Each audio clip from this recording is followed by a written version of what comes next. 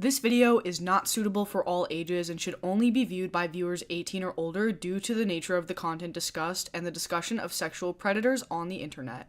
Trigger warnings for the following: pedophilia, lolicon and child pornography, suicide, grooming, anti-Semitism and Nazi imagery, sexual harassment and sexual objectification, bestiality and zoophilia, and rape.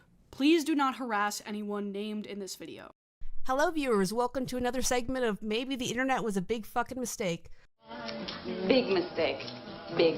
Huge. On a more serious note, this video covers sexual gratification as well as general sexual harassment, and it's a very depressing story. If you're a kid who somehow got past the age restriction, please go away now. Just go. Now, I don't like covering these stories. We're an animation channel. We cover very important stuff like Disney and not Disney things sometimes. But I like to think of myself like the Jon Stewart of the YouTube animation community.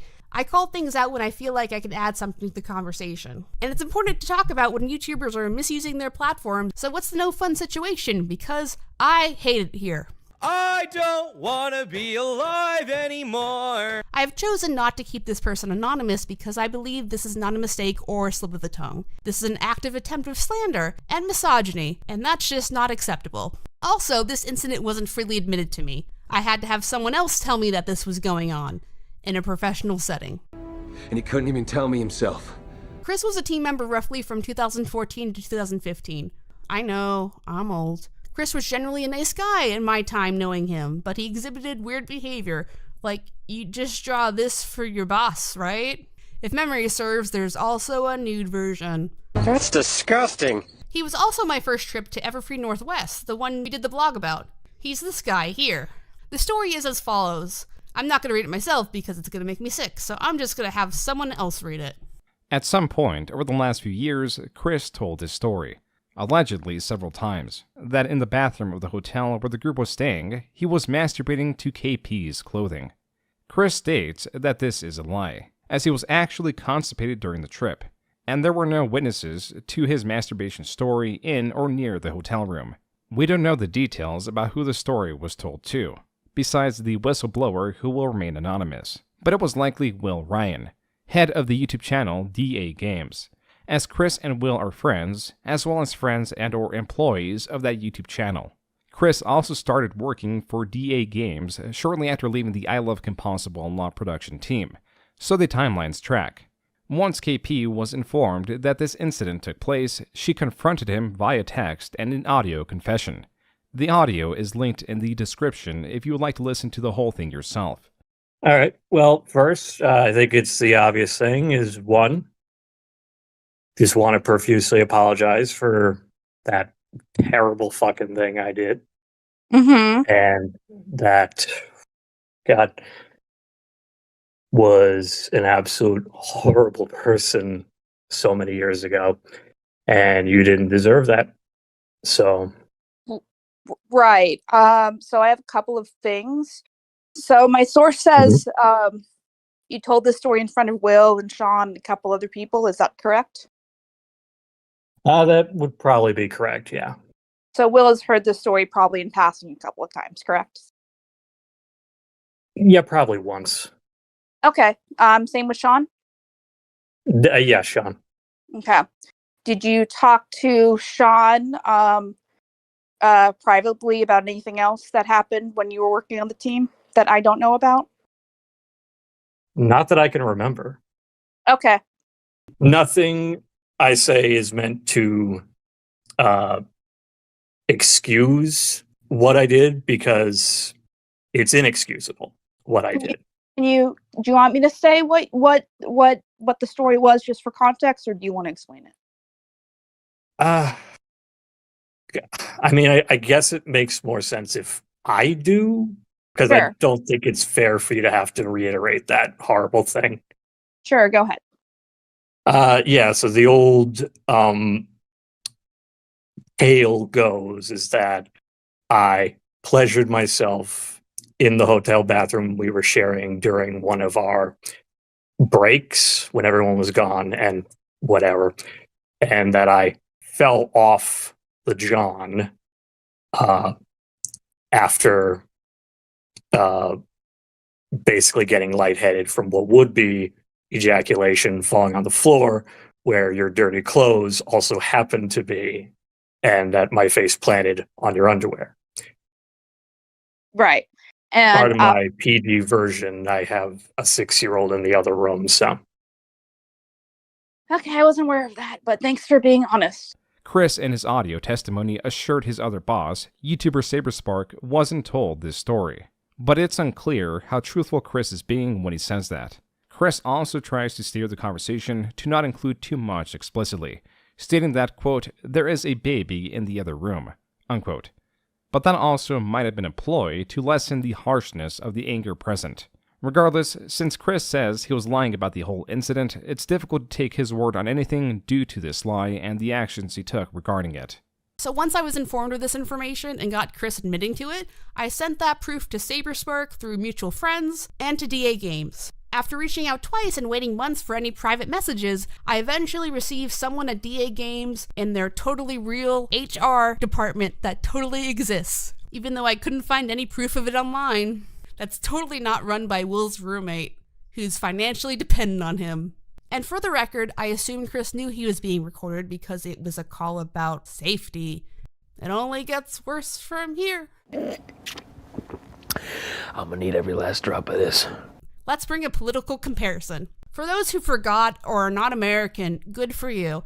The 2016 leak of the Hollywood Access tape was a big deal. In a bus, we have an orange man who shall not be named, and Billy Bush, a member of the Bush family. He's a cousin of President George W. Bush, or as my Gen Z audience would know, the shoe guy. Who throws a shoe? Honestly. Orange Man was talking about women in an inappropriate way. Google it if you want to. This whole script is giving me a fucking headache. You know, I'm automatically attracted to beautiful. I just start kissing them. It's like a magnet. Now, even though this was in 2005 and leaked in 2016, and even though Billy Bush was now working for the Today Show and not Hollywood Access, where the tape was obtained, Bush was still fired on moral grounds, not contract obligations. It seems like keeping him on staff would be a bad look for the Today Show, despite this happening over 10 years ago. Imagine that. So I find this before his contract excuse to be weak at best. The ironic thing is, Bush was mostly going along with what was said. Chris actually did more than Bush did and suffered less consequences. As well, if Chris told the story multiple times, I would assume one of those times was after his contract was signed. But don't worry, Chris can still run for president. Just listen to how Bush described it affecting his family.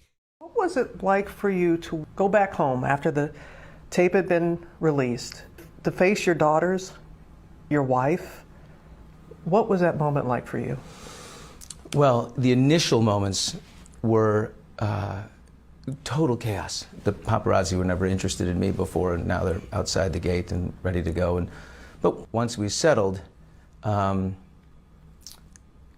got to connect, there was a powerful moment. My now 16-year-old daughter called me, and she was in tears, and she was really upset. And I said, Mary, it's going to be okay, you know, don't worry. And she said, no. Why were you laughing at the things that he was saying on that bus? Why were you playing along with that? It wasn't funny. I said, Mary, I am sorry, and there is no good answer for that. If you take another extreme example, do you guys remember the Michael Vick controversy? For those who don't know American football, player Michael Vick was caught running a dog fighting ring, you know, where they take poor little puppies and make them fight to the death for gambling purposes. Why would you do that? I'm pretty sure there's no clause in his football contract that says don't do that, but he was also fired on moral grounds. Imagine consequences for your actions. At the very least, let's assume the absolute best of the situation. Chris was being truthful, Saber and Will wasn't there to hear these conversations. This happened before he was hired somehow. I'm glad a whistleblower came forward, but even so, if this is how someone is talking about women, shouldn't you tell their future bosses? Does an employee talking about women in this unethical way make the company look bad? I mean, this isn't just a slip of the tongue, this is a purposeful attempt to objectify a woman due to bitterness and self-esteem issues, and should be taken seriously in any workplace, even a virtual one like YouTube. And the fact that DAGames and others value Chris's safety and privacy more than holding him accountable makes me worry, because this is harassment. And I don't have to take it. New developments. I posted part of the email exchange on Twitter again, and that blew up, I guess. DAGames released a statement due to public pressure. If not, then they would have released their statement a year ago when this email exchange took place. Chris is going away on work training. Can I have proof of that, please? Because you've already been pretty untruthful to me. I think you guys are just trying to wait until this all dies down and everyone forgets, and then Chris will just magically appear. Chris's statement also came out, which is really respectful, calling me an employer. Oh, by the way, I was being sarcastic. And then trying to make himself the victim. Chris, if you felt mistreated, this is the first I'm ever hearing about it. So politely talk to me directly or shut the fuck up. You need to shut the fuck up! I know we have this dude bro culture around YouTube entrepreneurs who have never been to business school before and don't know about good company ethics. As far as Chris, I would hope he gets an official investigation into his character from both parties, and as a lead with the Billy Bush example, possibly terminated. I don't know if Chris has personally changed or what his character is now, or if there are any other victims out there, but do you really want this kind of guy to be representing your company? To work in the media industry is a privilege. Why protect sexual harassers? Even if it's just a dumb internet job. And I know, this all sucks. Hearing this is probably gonna suck. Working on this video has sucked real bad. I've cried a lot. But it seems like that minors are in threat of being preyed on. Will himself has done some suspicious behavior, and it seems like nothing's going to change unless it's talked about in a bigger way. I'm as mad as hell, and I'm not gonna take this anymore! So that's why we're here. Part 0, disproving KP rep. For some reason, people think I'm unqualified to do this, or have false information about things that have happened in the past they are using to make a judgment on this case. And that's concerning. So let's go ahead and disprove some KP is bad stuff. For example, when this was trending on Reddit, I got comments like this. And if that's still not enough for you, listen to this. And another aspect that I didn't really take into account until rather recently is that on top of all the work that the team members are having to do, there's something to be said for all the work that goes into managing those team members. I can't imagine it must be an easy job, because you have to make sure that everyone is on the same page with everything all the time. Everyone's keeping up to date with progress and is generally handing things in on time, all while trying to keep them happy and make them feel like they're in a positive working environment. And at that point, I said, look, I'm sorry I couldn't finish it, but I need to get back to my other work. And KP, she let me go. She didn't force me to stay. She didn't say, oh, you have to keep working for me. She said, okay, you can go. Maybe I'll contact you again later when you're not busy. Started a channel to spread her opinions and built a team around her. I've seen her make mistakes, take them to heart, and return improved. She is a leader, so she must lead in the way she knows, but she is always ready to listen, to help, and when she is unsure, seek advice herself. In the wake of all of this, I had the privilege of meeting some of Team KP, to which my initial reaction was, she still has a staff? And it's true, a bunch of real sweethearts, who, in defiance of Twitter, reason, common sense, and probable human resource statutes, actually still love ILoveKimPossibleALot. A lot. And take my word for it, they were just as nonplussed about all this leaks business as anyone. Actually, no, don't take my word for it. Why not go check out their page and get it from the various horses' mouths yourself? Darling people. The whole Anon-KP leak situation is as follows. I do not regret making it because at the time I truly believed I was doing something for the better good. Michael, this is illegal. But you really think no one would check? What, do you work for iTunes? I guess never underestimate the power of too long didn't read. Can I get paid now, Rachel? For those playing at home, the TLDR is that this is utter nonsense! Especially this bit. But KP, what about this? She was exposed as a manipulator and a user. Somehow, she managed to get an entire team of people to get to work on her projects. Only they didn't get any compensation for it. God forbid people have hobbies. I guess every reanimated is just an anti-capitalism abomination. Discussed at length here. I remember watching a video that she posted on YouTube a couple of years back. It was a long drawn-out video about how she was almost cancelled from the community and how she was a victim of stalking and her struggles with PTSD, which she brings up like every time she gets the opportunity. Like, what? Shaming trauma victims probably wasn't your best move, my guy. Just saying. She probably felt that because the fandom had died down a bit, nobody would go on the attack. She also had like a Twitter meltdown when she had to pay like for her own way into BronyCon. I think. I can't remember which convention because I didn't bother fact checking. Whereas other members of the Brony committee like Silverquill got in for free. Really goes to show how much of a tight-knit group they all are when it comes to preaching about love and tolerance, like peace. That's not what happened. Wrong!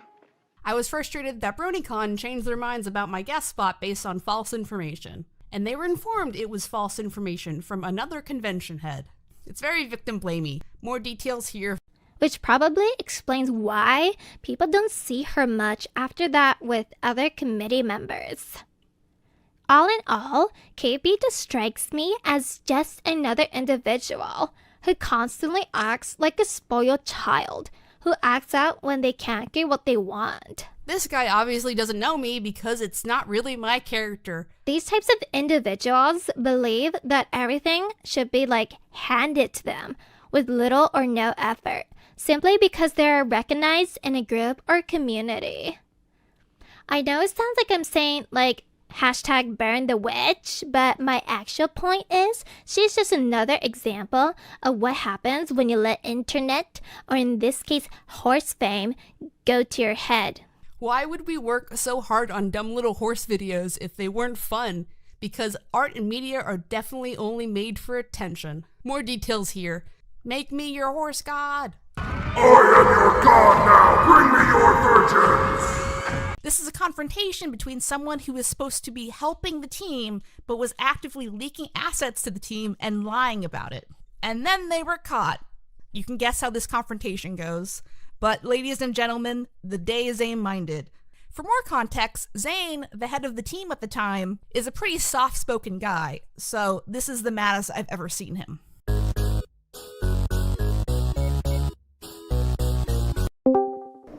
Do you mind if we take it from here, me and Yeah. Because quite frankly, what the messages were a betrayal to the team that you claim to represent. I would say less so a betrayal to Rachel, still a betrayal though. But quite frankly, I'm insulted by what you chose to do. You sat there, you claimed to be representing the team, you claimed to be wanting to improve the team, and you sat there and you lied to our face, okay? Now, I'm fucking lost for words. And the fact that I gave What the fuck made you think that that was okay? Like, how did you think you were helping? What the fuck have you got to say for yourself? And then even now, I gave you the chance to come clean and say, is there anything you want to say? And you didn't say anything. And you were denying it until I said, I have access, I see everything. Initially, you can see that maybe your intentions were good, but there's absolutely no fucking denying the fact that by the end of that, not even by the end of it, halfway through at the very least, there was no denying that.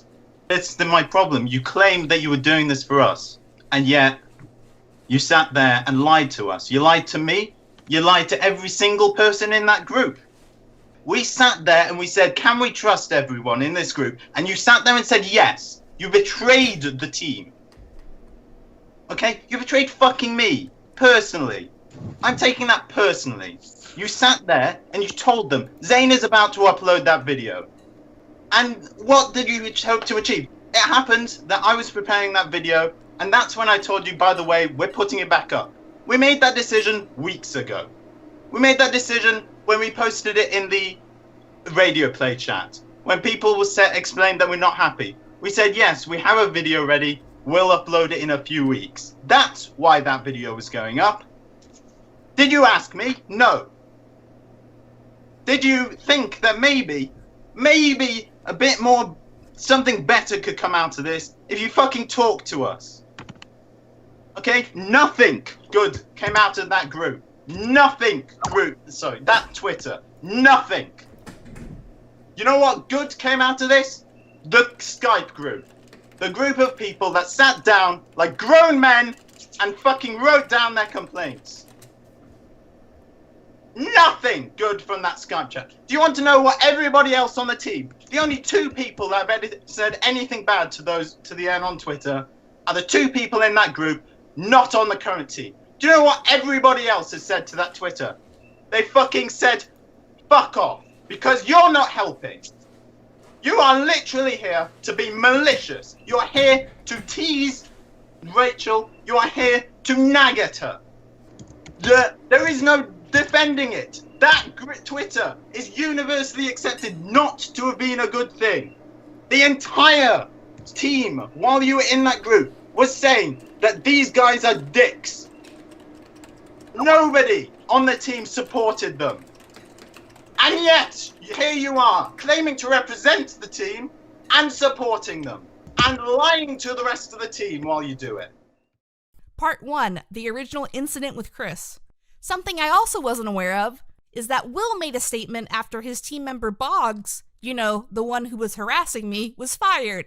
It doesn't mention me, or that there was any victim, or even what he did was bad. Will even calls him a great person.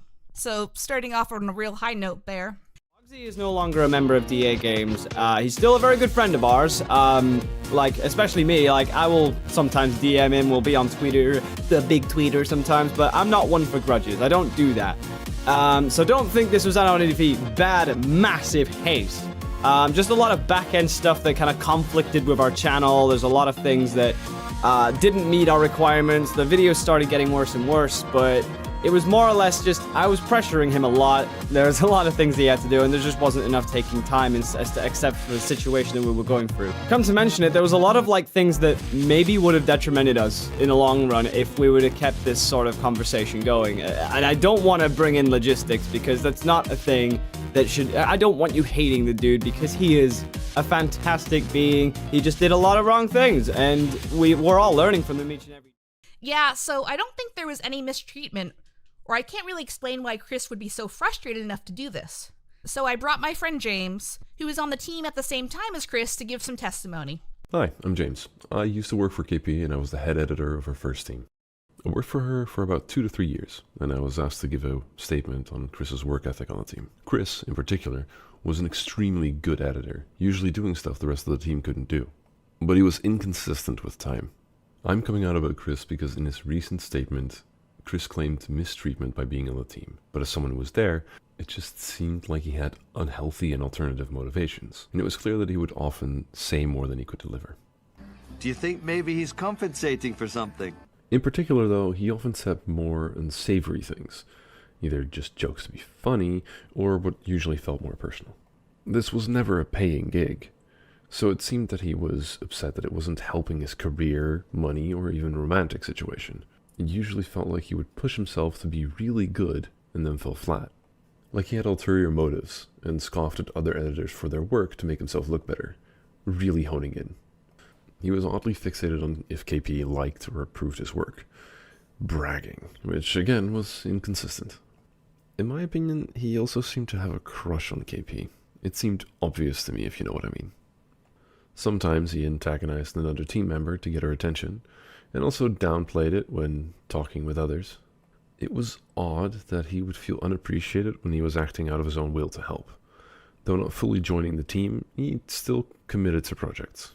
Near when he left, it would be a lot of, she doesn't pay us because she's too greedy. Specifically saying anti-Jewish semantics, such as fucking Jew won't pay us, or another, she's cheap, or she's the only one benefiting from this. But the reality is, no one ever got paid. Often in private conversations it would come up, but he wouldn't be shy about bringing it up during group conversations, and this is if he attended any meetings at all. We were a little intimidated by his status to bring this up to KP at the time, though. Chris ultimately left the team with almost no word. His work ethic dropped dramatically over the months we were all there. Overall, his experience was wanted, helpful, but inconsistent. Part 1.5, Escalation to being unsafe with minors. If this video was just about Chris making up a gross story about me a while ago, I can see the argument for why bring this up now. But things end up extending to more actions that are questionable, and make it seem like these people can't really be trusted around children. We have a testimony of a minor who Chris made uncomfortable by mentioning bestiality to. Here's that story. She's chosen to be left anonymous for obvious reasons, but more about that in the interview. Back in late 2018, I was in a voice chat with Chris, Will, and one other person who I cannot remember. They were another fan, so it isn't very relevant as to who they were. I was 14 at the time. I do not remember how the conversation got to this point, but at one point, Chris made a joke about me being into bestiality, specifically using the term bestiality, which I didn't understand at the time. I simply responded being confused about the joke, and Chris seemed to find that funny. My camera was on. They were using a third-party tool to have cameras with voice chats at the time, and I had met Will sometime before to voice chat in person. They had to have known I was underage. This by itself is not that awful, simply weird. But together with everything else that has happened and what these people have done, I think it's important to share as it shows a pattern of people in and around DAGames creating an unsafe environment. There was also an incident in LollyCon, or sexual images of cartoon characters that are children, and accidentally exposing that material to minors in Chris's private server. Allegedly to test a bot, LollyCon is already subjective in nature in the first place, as people can make the argument that these are fictional characters, and not real children, but I don't think anyone will argue that maybe we shouldn't be letting children see sexual imagery. The big problem with that, besides the incident happening in the first place, is that it was never officially addressed. No apology, no nothing. But instead the threads were deleted. Sounds kind of sus to me. Oh, it gets worse. Part 2, Will Ryan is a textbook pedo, and probably very unstable person. Sorry, yo. If that all isn't a big deal, then child grooming is bad, right? Well, no shit. So enter player 1 in this case, the YouTube channel DAGames. For those who aren't aware, DAGames is a YouTube channel that makes a variety of content, including Let's Plays, their own animation, and fandom-inspired music. The 4 main current members of the channel are Chris, Will Ryan, Cosmic Keyframe or Chrissy, and Sean Webby. Will himself is problematic for a bunch of reasons, not limited to dating a minor in 2015 when he was 23, and that's shady at best. Here are the screen caps. These are great. I guess you can be Jerry Seinfeld, who dated a 17-year-old when he was 38. So, what are you gonna do later? I got a date with Nikki. Oh, yeah, she's a beauty. And she's also 17. Bold and beautiful. I'll tell you the big advantage of dating a high schooler. If you're going out with someone your own age, you can't take advantage of them. I suppose. Oh, come on. That's a huge feature. Think about it. She's so young, she doesn't realize I'm a predator. Jerry. Yes? I've been doing a lot of thinking. Uh-huh. Well, I don't think we should see each other anymore. Oh, that's okay. What? No, it's fine. No problem. I'll meet somebody else. Sure. There are plenty of high schools in New York City. Huh? It's fine. Anyway, it's been really nice grooming you for a while. I'm gonna go scope out at Chuck E. Cheese. Yeah, you too. She'll be coming round the mountain when she comes. Dating anyone 18 falls into a legally gray area depending on what state or country you're in. But the general rule of thumb is anyone 18 should not be dating anyone who's younger than 18. That's the internet law. I looked it up. Part 2.5 is grooming. But the most problematic of all of this is minors straight up being groomed in their public spaces. Who you'll hear from in a second was 15 years old when someone around 19 years old started sending them self-harm pictures. Censored screenshots are on screen. It's not a fun video, I warned you. Was pressured to help this individual and manipulated to break up with their current partner at the time. This escalated to nude photos and constant communication until staged a suicide attempt and blamed then came back and faked memory loss until was blocked completely. And how was it handled in the DAGames server? Contacted Will about the situation, who sympathized privately but didn't do anything publicly. But like, what's accountability for exposing minors to a predator? And just left the space on his own. eventually had to make his own Twitter thread with screenshots to prove the account was true. I mean, come the fuck on. The least you could have done was ban a pedophile. The bare minimum, what's that? Let me be clear. This isn't only Will's fault, it's everyone involved in the company, including the people I named before. And I know rent is a thing, but sacrificing putting children at risk because you don't want to publicly speak out about this behavior and threaten your livelihood, and because you don't want to go to college, is just shitty and selfish. Oh, you are just the worst type of person. Next is and his friend Pixel talking about problematic behavior in the DAGames community and the situation at large. Welcome to the No Fun interview section. I have two people with me who have previous personal or professional experiences with DAGames in the past, and they made a document about it a year ago, but I brought them on to share their personal stories in audio form, so it's a bit easier to digest, as well as to provide some context to these things and that these are real people, I promise. So why don't you guys introduce yourselves? Yeah, I'll go first. I was a fan since 2018 until I became friends with Will, one of the DAGames owners. In, I want to say 2020, 2021, I'm not sure. I was commissioned by him in late 2022 to make a concert outfit, but that's really all I got. Well, that's all I have when it comes to my relation to him. We were friends, but not really. So you had a professional relationship with Will? Yeah, I was commissioned once, but that's about it. Okay, so Pixel, what's your background? So I was a fan in 2018 to 2023, and I was a fan artist in a server. I did a lot of general fan art and just general art interpretations of his stuff, and I never worked with him like professionally, but I was friends with him during 2023, and we DM'd pretty often for a couple months. Like, we talked in VCs and stuff. How did that start? Did he notice your fan art and start DMing you, or what? It was kind of interesting. He was friends with first, and other than a DAGames server, there was another friend server that he was in, and at some point the topic of me came up when he was DMing, and he noticed that I wasn't on his friends list, and he was just kind of confused about that. And so it was just kind of, he thought we were friends already, and so it was around early 2023 that I accepted his friend request, and we started DMing from there. I think we officially started a conversation after an incident with his friend Inu. She was like harassing me for like 2 hours, and I had that conversation with Will. I was like, your friend is doing this, and this is what happened, and here's the conversation that we had. And after that, we just started having normal conversations. So I guess Will does this where he'll just take people from the fan server and try to build a personal connection? Yeah. So there's actually this second server that a lot of his friends, including like Lala and Inu, are in. That sometimes just some people get invited to, I guess. Okay, I guess from what I'm getting at so far is there seems to be a lack of boundaries. Not that it's a bad thing to make friends with fans or anything, but I feel like it's almost competitive if you have like a server of people he likes that are also in the fan server. Yeah, it's really weird. Yeah, so what happened for me was I was friends with Lala before I was invited to that server.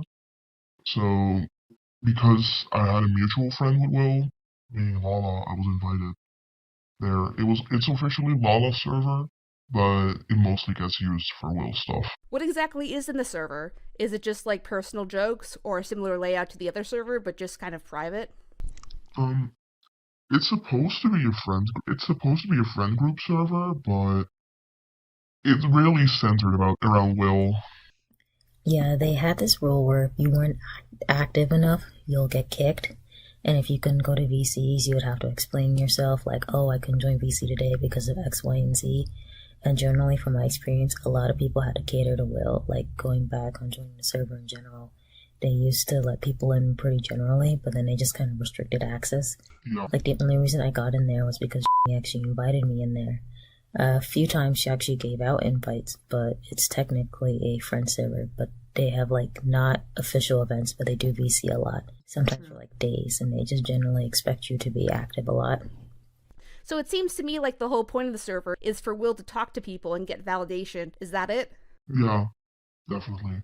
I remember this one time that me and a friend who was in there were watching, I think it was Hellraiser 4. It was one of the worst Hellraiser movies. We were, like, cracking jokes and stuff. And, like, an hour in, Will joined, and he got upset because we were talking over the movie when he didn't even choose to watch it. But we did. Were there any minors in the server? Yes. Yeah, there were. I'm not gonna say names, but I remember there being, like, several, at least. So I guess it's kind of questionable that he made a separate server to invite mostly fans of his main server, which I guess isn't the worst thing in the world, obviously. But it's things like the boundaries that are weird, the rules as far as VCing that are weird, and the fact that there are minors in there. Were there inappropriate jokes and stuff like that? Yeah, there used to be an NSFW chat even, and, like, people would just share their kinks in there and stuff. I remember this. It got deleted eventually, but it was weird. Like, the time I was in there and the chat still existed, I was a minor at the time, I think. I don't remember exactly, I'm sorry, but yeah, it was really sexual and racist and stuff. Okay, not off to a good start. So that seems to be the running theme with DAGames in general, that they're being inappropriate with minors. They make inappropriate or not safe for work jokes in front of minors, and no one seems to be willing to do anything about it. Yeah, exactly. Like, sometimes they like for forever now, I want to say, they refuse to even acknowledge that there are minors in their audience. Yeah, I remember that. When the first version of Doc dropped, we were bringing up the point that he was trauma dumping to minors and talking about things that younger kids shouldn't be hearing, and he relies a lot on his fan base for personal support. There's an entire channel in that server dedicated to just giving him specifically support, and the entire move to the server is dedicated by how he's feeling that day. And when we mentioned that in our document, like, hey, he's trauma dumping, he's talking about all these horrible things without a filter to these people. Yeah. And people were giving the excuse, well, they're older teens, they're like this age. When in reality, the age range was a lot broader than like 16, 17. There were 14-year-olds, 13-year-olds in there. The broader range is like from 13 to early 20s in that server, and it's unfair to assume that just because it appears that people are older, that you should trauma dump to these people. They did have an NSFW channel in that main server, but I wasn't around when it was a thing. And what year was this about? I'm not entirely sure. I remember being there when that channel got deleted, I think. When did you guys join the server? I joined the server in May 2018, and it was around then. I joined in December. I don't know how long it was around. Like, the server has existed since 2016, but it may have been around since the beginning. I'm not sure, but it was around in 2018, that's for sure. And another thing I wanted to bring up is that the moderators do not go through formal training, from what I could tell.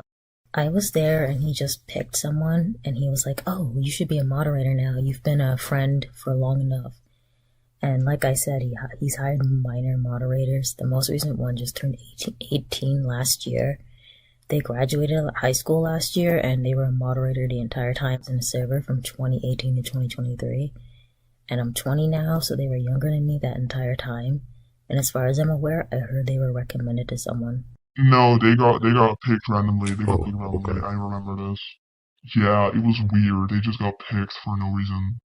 And they even told me several times in DMs when they were a moderator, like, you should have been it, not me.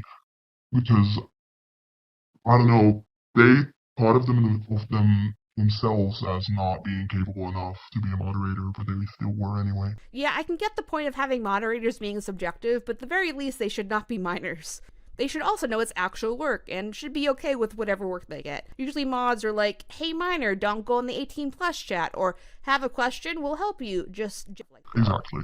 So was the minor activity in both servers the only thing that gave off red flags, or was there any other behavior? Oh, there's way more. I remember, in the DAGames community, there was a lot of, predators, like groomers and such, and they got exposed, like, monthly sometimes. Like, every other month there would be another one, and they would never get acknowledged by the team. And it was just horrible. This is gonna get very personal real quick, but at some point I was groomed by someone in there, and I exposed them, like, 2 years ago. And I posted it in the server I made a Twitter thread, and I posted it in there. Well, I asked my friend to post it because I didn't want to do it myself because I was a public figure at the time in the DAGames community. And it got deleted, like, instantly because it was just drama tarnishing the brand. And So to summarize, it's not abnormal for predators to be attracted to online spaces that maybe make fandom content, but it's kind of scary when the mod team is burying it. One of them literally got arrested for having CP in their possession. Yeah, there's this one guy that got arrested for, like, 34 accounts of child like, 3 years ago, and they never got acknowledged by the team either. And he was pretty prominent in the server. He would make animations and stuff. He was really popular. And he was kicked once that came out at the very least, right? We don't know. We don't know. There's a probability he probably was, but they do have a thing where, like, if you suspect someone being weird, they will investigate and kick them, but... It's done very badly. It's done really badly. Like, from personal experience, it's so bad. Like, I tried to come forward about my groomer, like, way before I posted about it. And they were like, hey, do you have proof of this? And I was like, no, I deleted those chats because I don't want to see that shit. And they were like, okay, you can get him back. And I was like, okay, how? Fucking help me, because I was panicking. And they were like, figure it out yourself. So you're going to tell a child in a panic state to just figure it out themselves, or otherwise we're not going to do anything. It's really weird. I don't know. I'm getting heated. I'm sorry. No, it's okay. It's just so fucking dumb to me that they don't do the bare minimum, or just, like, don't have a server that's open to minors. It reminds me of last year when he was doing a set list for MomoCon, and he has these killer robots, and he was going to describe in detail how they kill people, and how I was asking, like, well, shouldn't you put a content warning on there? Since most people are like coming for the DAGames stuff. And he laughed at me. He was like, no, why should I do that? I have a song called Mr. Dirty Balls playing. People should know that we're not for kids because that song is playing. And literally the next day, he had to add a content warning anyway. So I just kind of like threw up my hands like, okay, you had to add one anyway, so why were you throwing a fit about it? Yeah. He gets upset at, like, the smallest things ever, and it's so annoying. So it's really hard to, like, come forward about bigger stuff, too.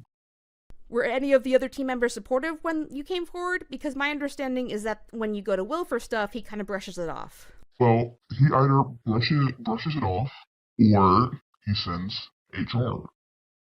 The person that's currently HR, usually will just go into your DMs and just be like, yo, don't bring negative stuff to Will, he cannot handle it right now, and he never handles it, so it's frustrating as hell. And they just made them HR this year. Is the HR person a public figure? Not anymore. They did have a Twitter account, but one of the gripes I have is that as an HR person, they live with him. They're friends with everyone in there, so when it comes to certain situations like yours, technically they should not be handling that because they are not a neutral third party. Does she have, like, a social presence? Like, is she known for being friends with Will? Yes, to some degree. To some degree, she's public. When you go into DAGames live stream, she will be there as a moderator. Things such like that. It seems like the running theme is Will can't handle whatever the conflict is because he can't address it. Yeah, pretty much. Okay, so let's talk about some troublesome behavior you saw from Will. I know he dated a minor in 2015, and there was a lot of N slurs and a lot of anti-Semitic slurs. Great stuff. Do you have any antidotes or things to share on top of that? Just recently, someone did some more digging when they found out on a live stream clip. I was looking at some site called, like, youngpeopleporn.com, and they did some more digging on the Wayback Machine. What drove you to make this document? Was it the Predator thing? Like, what was the straw that broke the camel's back, and you just were like, fuck it, we need to write all this stuff down? I think it was just generally, we were frustrated about a lot of things. We talked to each other, and then we found about the NSFW stuff.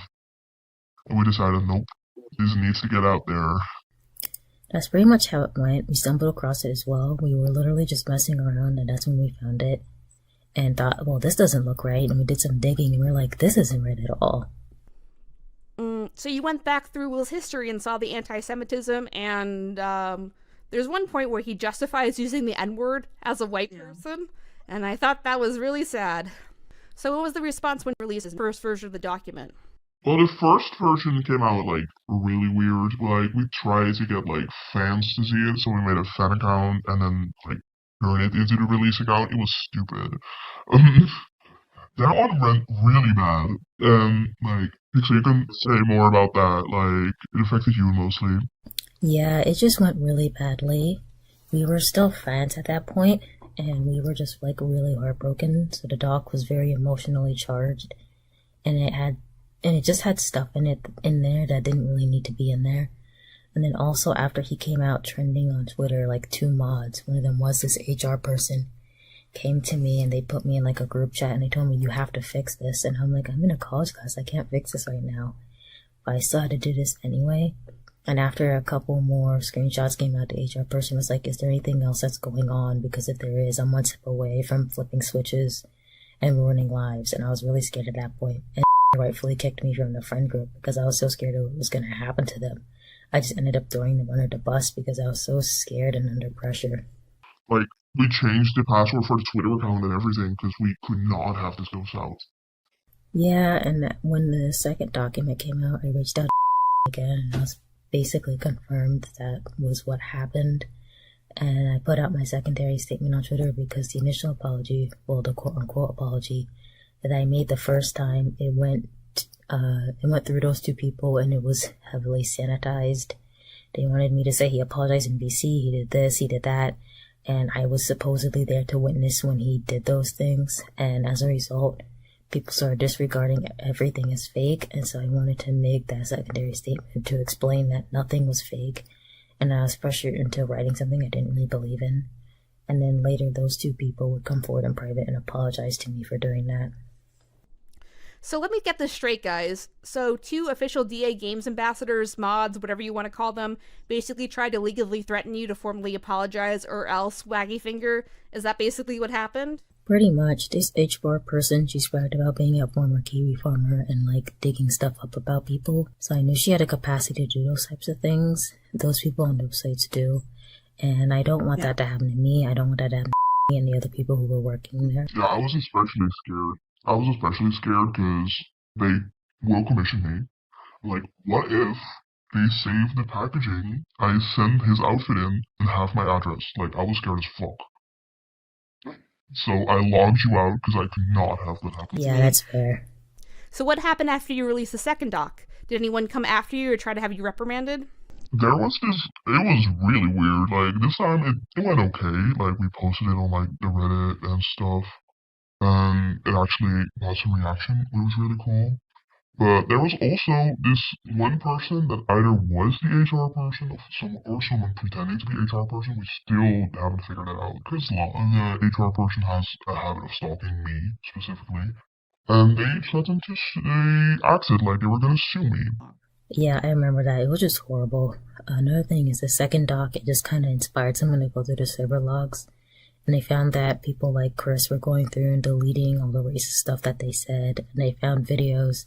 And they made like a whole archive just going back. That they were like just going back and deleting things. So Chris got caught being racist and sexist just in general? Yeah, pretty much. So before I move on to the last question, can you guys give some context, as much as you can, from the anonymous Chris story that you interviewed the victim for? So that's actually my best friend who told an anonymous story. So this had to do with her username, which had the word animal in it, and then her name. And so it actually came from that. Like, it was weird. Why did they say that? Why did they think it was appropriate to say that to a 14-year-old they knew was 14? What took me off guard is that the 14-year-old had met Will before. Was that at a convention? Yes, it was at a convention. Okay, cool. At least that's purple. They're also pretty prominent as a person in the community, so it would be weird if they didn't know how old she was. Is she still prominent?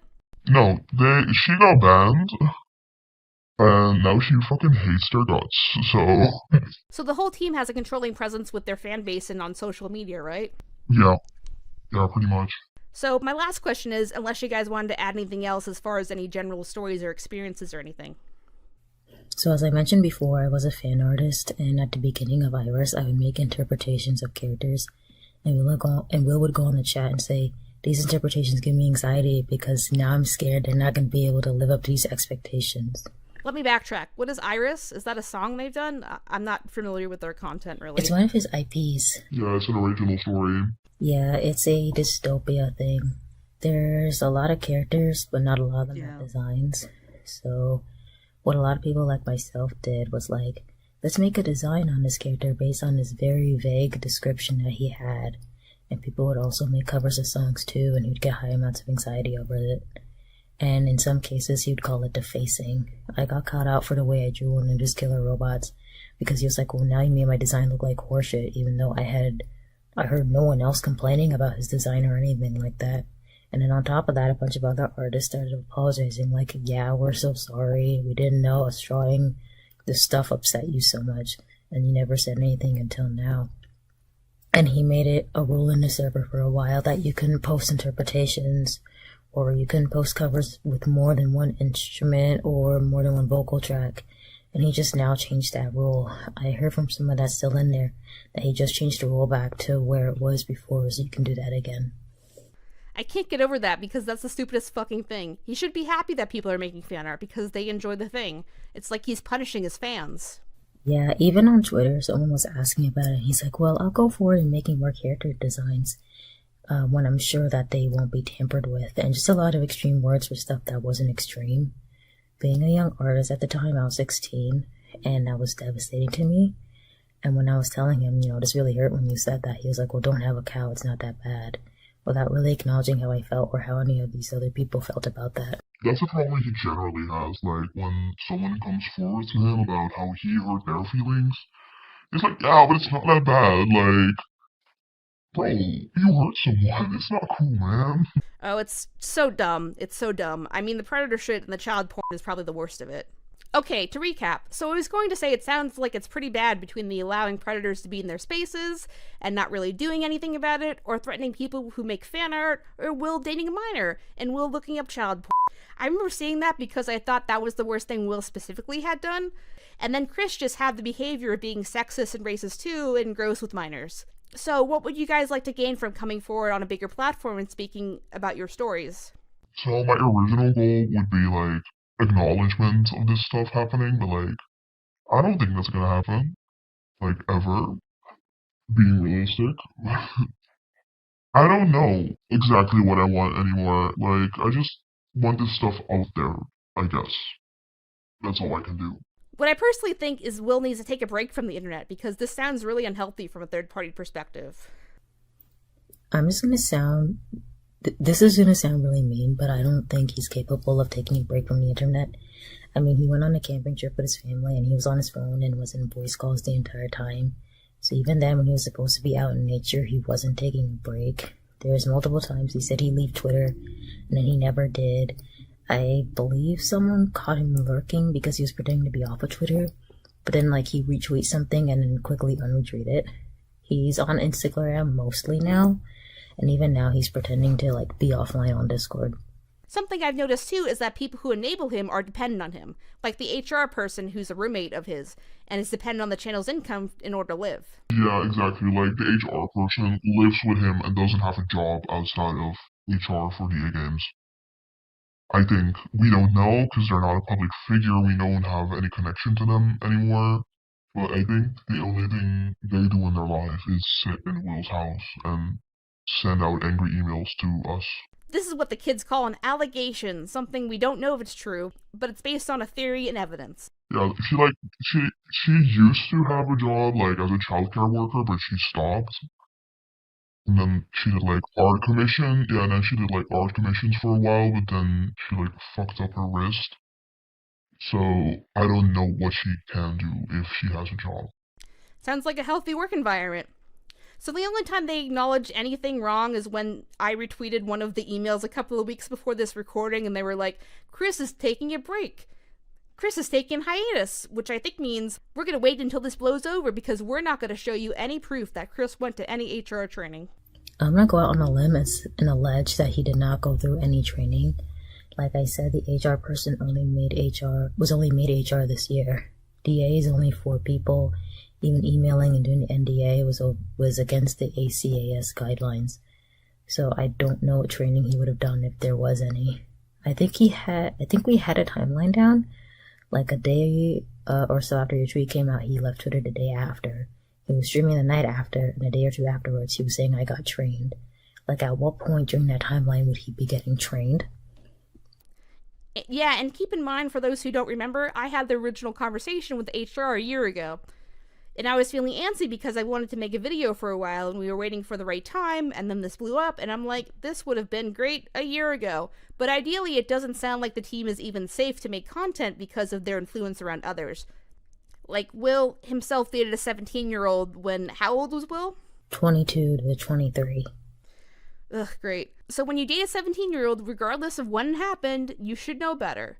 Like Chris telling the story, regardless of when it happened, he should know better. So I guess we'll hope for the best. I think at the very least, if there's going to be any changes, they have to show proof and a plan, or else no one's going to believe them at this point, I think. A public apology is probably a good start. Yeah, that's like the big thing. Like, you would think that nobody would believe what DA are saying, but they do, and it's weird.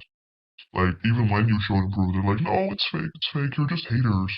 Like, their fan base is very, their fan base is, like, very, they just really want to believe that they're good people when they're not, because Lord knows why, actually. It's because he built up a parasocial relationship with them. True. Even with the lolly thing, when we told people about that, they were so like, well, actually he was using it to test a bot, and I'm like, well, why is it still there? And it wasn't even in the same server. Again, the fans have a very parasocial relationship. You have this mature 20-something-year-old telling you all his deepest secrets and stuff, and all his childhood traumas, and you feel closer to him. And on top of that, you have this whole Discord channel dedicated to just giving him support. You're encouraged to look at his Discord status and see which state he's in. When I was younger, he'd even go as far as to like delete his Twitter account and like threatening to delete the YouTube account because he was feeling bad. And when you're put through that over and over again, you want to feel close. You want to feel like this person can't be bad. I did all this for him. Or I went through all this for him. And I'm just sorry. I'm getting really a bit heated here because, again, I went through all of that, and it's such an emotional, draining thing to go through. It's like, no, you shouldn't be doing this to 13 and 18-year-olds. You shouldn't be telling them all these things. Like, I'm going to delete my YouTube channel where, you know, when I was bullied, I got my head bashed in. Yeah, exactly. Like, the worst example I remember is, I think that he said in his Discord server that he was going to kill himself because his fans were so fucking annoying. I don't have proof of this, sadly. I remember seeing it. He posted a suicide note on Twitter. Right, several times. And then Chloe had to come out and say, no, guys, he's fine. And then he just, like, he never deleted it afterwards. And he didn't kill himself, he's okay. He posted several times, like, while he was in a hospital as well. Yeah, I remember this happening when I just was a fan. Like, when 2018, 2019, this was happening a lot. And, like, I felt super close to him when I literally just knew him for, like, 4 months. It was weird, like, I felt this super close connection to him, and now I understand why, and it's so fucking awful. On that note, do you guys have any advice for people that are kind of in similar shoes that you were when you were finding all this stuff out? Talk to people. Like, you're not alone going through this. Like, please talk to people. Even people that are still fans, like, talk to them. And it's okay if you don't feel okay going through this, because it's fucking hard. Having to sever a connection that feels so close and personal to someone who turns out to be a terrible person. Like, it's okay to feel bad. It's okay to feel sad for the things you lose. It's okay. Like, you're gonna be fine. Talk to people. Yeah, I agree that wholeheartedly. Like, just talk to people. One of the driving factors that led me to become friends with again is that I talked to someone about everything that happened, and I suggest to talk to people who are outside of the server, go to different servers, and just know that this is not how things are supposed to be. Like, I talked to a friend who had nothing to do with DA or anything, and they were like, that's not normal. That's not something that should be happening on a regular basis. Yeah, I think that's a good note to end on. Therapy's good, guys. Alright, well, I guess on that note we can end. Thanks everyone for being here and telling your stories. It sounds like a hot mess. It is. Like, it's so messy right now. Like, on the DAGames subreddit, currently they're, like, censoring words. You cannot say the number 11 anymore. Shit like that. It's stupid. And if you try to post anything without context, I was trying to post context about what was going on earlier, and they just deleted it immediately. Yeah, they nuke it instantly. Like, I got banned from the Reddit. As someone who took a media literacy course, this is not how you deal with backlash. You apologize, but it's kind of hard to recover when you have minors and predators in the same space and you haven't really done anything about it. These are really serious issues that aren't like a oopsie, so... No, they're dealing with it so badly, like, it's embarrassing for them. I know, I heard through a mutual friend that they originally weren't going to say anything because they didn't see a reason for it. They were like, oh, there's no reason for it, it's going to go away. Alright, thanks everyone for listening. Yes, thank you. So there's 3 players in this Shakespearean tragedy. Chris, a former member of my production team who made up this gross story about me. His first boss, DAGames, a YouTube channel run by Will Ryan, and his second boss, another YouTuber named Saberspark. Misk, Will's Nazi, racist, and anti-Semitic memes. There's also, racist and anti-Semitic memes. It never ends here. Part 3, how DAGames handled the Chris situation. Badly. Back to the Chris situation, the DAGames team first responded to the situation privately in November of 2023, citing the issue had been resolved to their own satisfaction, and that Chris didn't work for them at that time, even though there's proof that suggests otherwise, and that Will Ryan was likely in the room to hear the story recounted at least once. They continue to lie about my legal rights, and basically put pressure on me to stay quiet about everything. We'll show you those emails in a second. At a last-ditch attempt, DAGames attempted to send me a cease and desist. So we're going to go through some highlights of the emails here, but feel free to pause the video and read them for any context that you'd like. Hi Matilda, I was told to contact you regarding the Aficionados Chris case. Many months later. Hi Matilda and the DAGames team. It's been 3 months since I last reached out, and I'm disappointed in the lack of urgency. I'm reaching out one last time to discuss the issue and solve it privately. Hi KP. Thanks for your patience. Chris informed us that the recording between you and him was not consensual. Nonetheless, we listened to the recording ourselves and have determined that the two of you had already reached a resolution. You will allow the actions of the past to be forgotten and forgiven. It is also our understanding that all of this took place before Chris was an employee of DA, meaning that he was not under contract at the time of the incident. Therefore, as a company, we do not have the jurisdiction to punish him in this situation, as he has not breached contract. I'm disappointed with the lack of action taken regarding these issues and your lack of alarm in terms of how it reflects upon your company's priorities, values, and internal culture. Also, regarding the recording and Chris's statement, fact is, whether or not Chris engaged in the activity, he openly spoke about doing it allegedly in calls involving his co-workers post having his position within the company and after, as late as 2019. This is highly inappropriate, morally unacceptable language to use when conducting oneself around coworkers, much less when it's an attempt to convey approval from peers and a superior by presenting himself as a sexual harasser. If he was bragging about sexual misconduct involving a minor, would that change your response? Because if the answer is yes, you should be taking this seriously because sexual harassment is sexual harassment. By continuing to employ Chris, you not only condone his behavior, but actively encourage it within your workplace-related settings. At this point, it's a matter of safety for myself and members of our communities, and me attempting to handle this issue privately is a courtesy, one that seemingly is not being honored, and in fact, dismissed.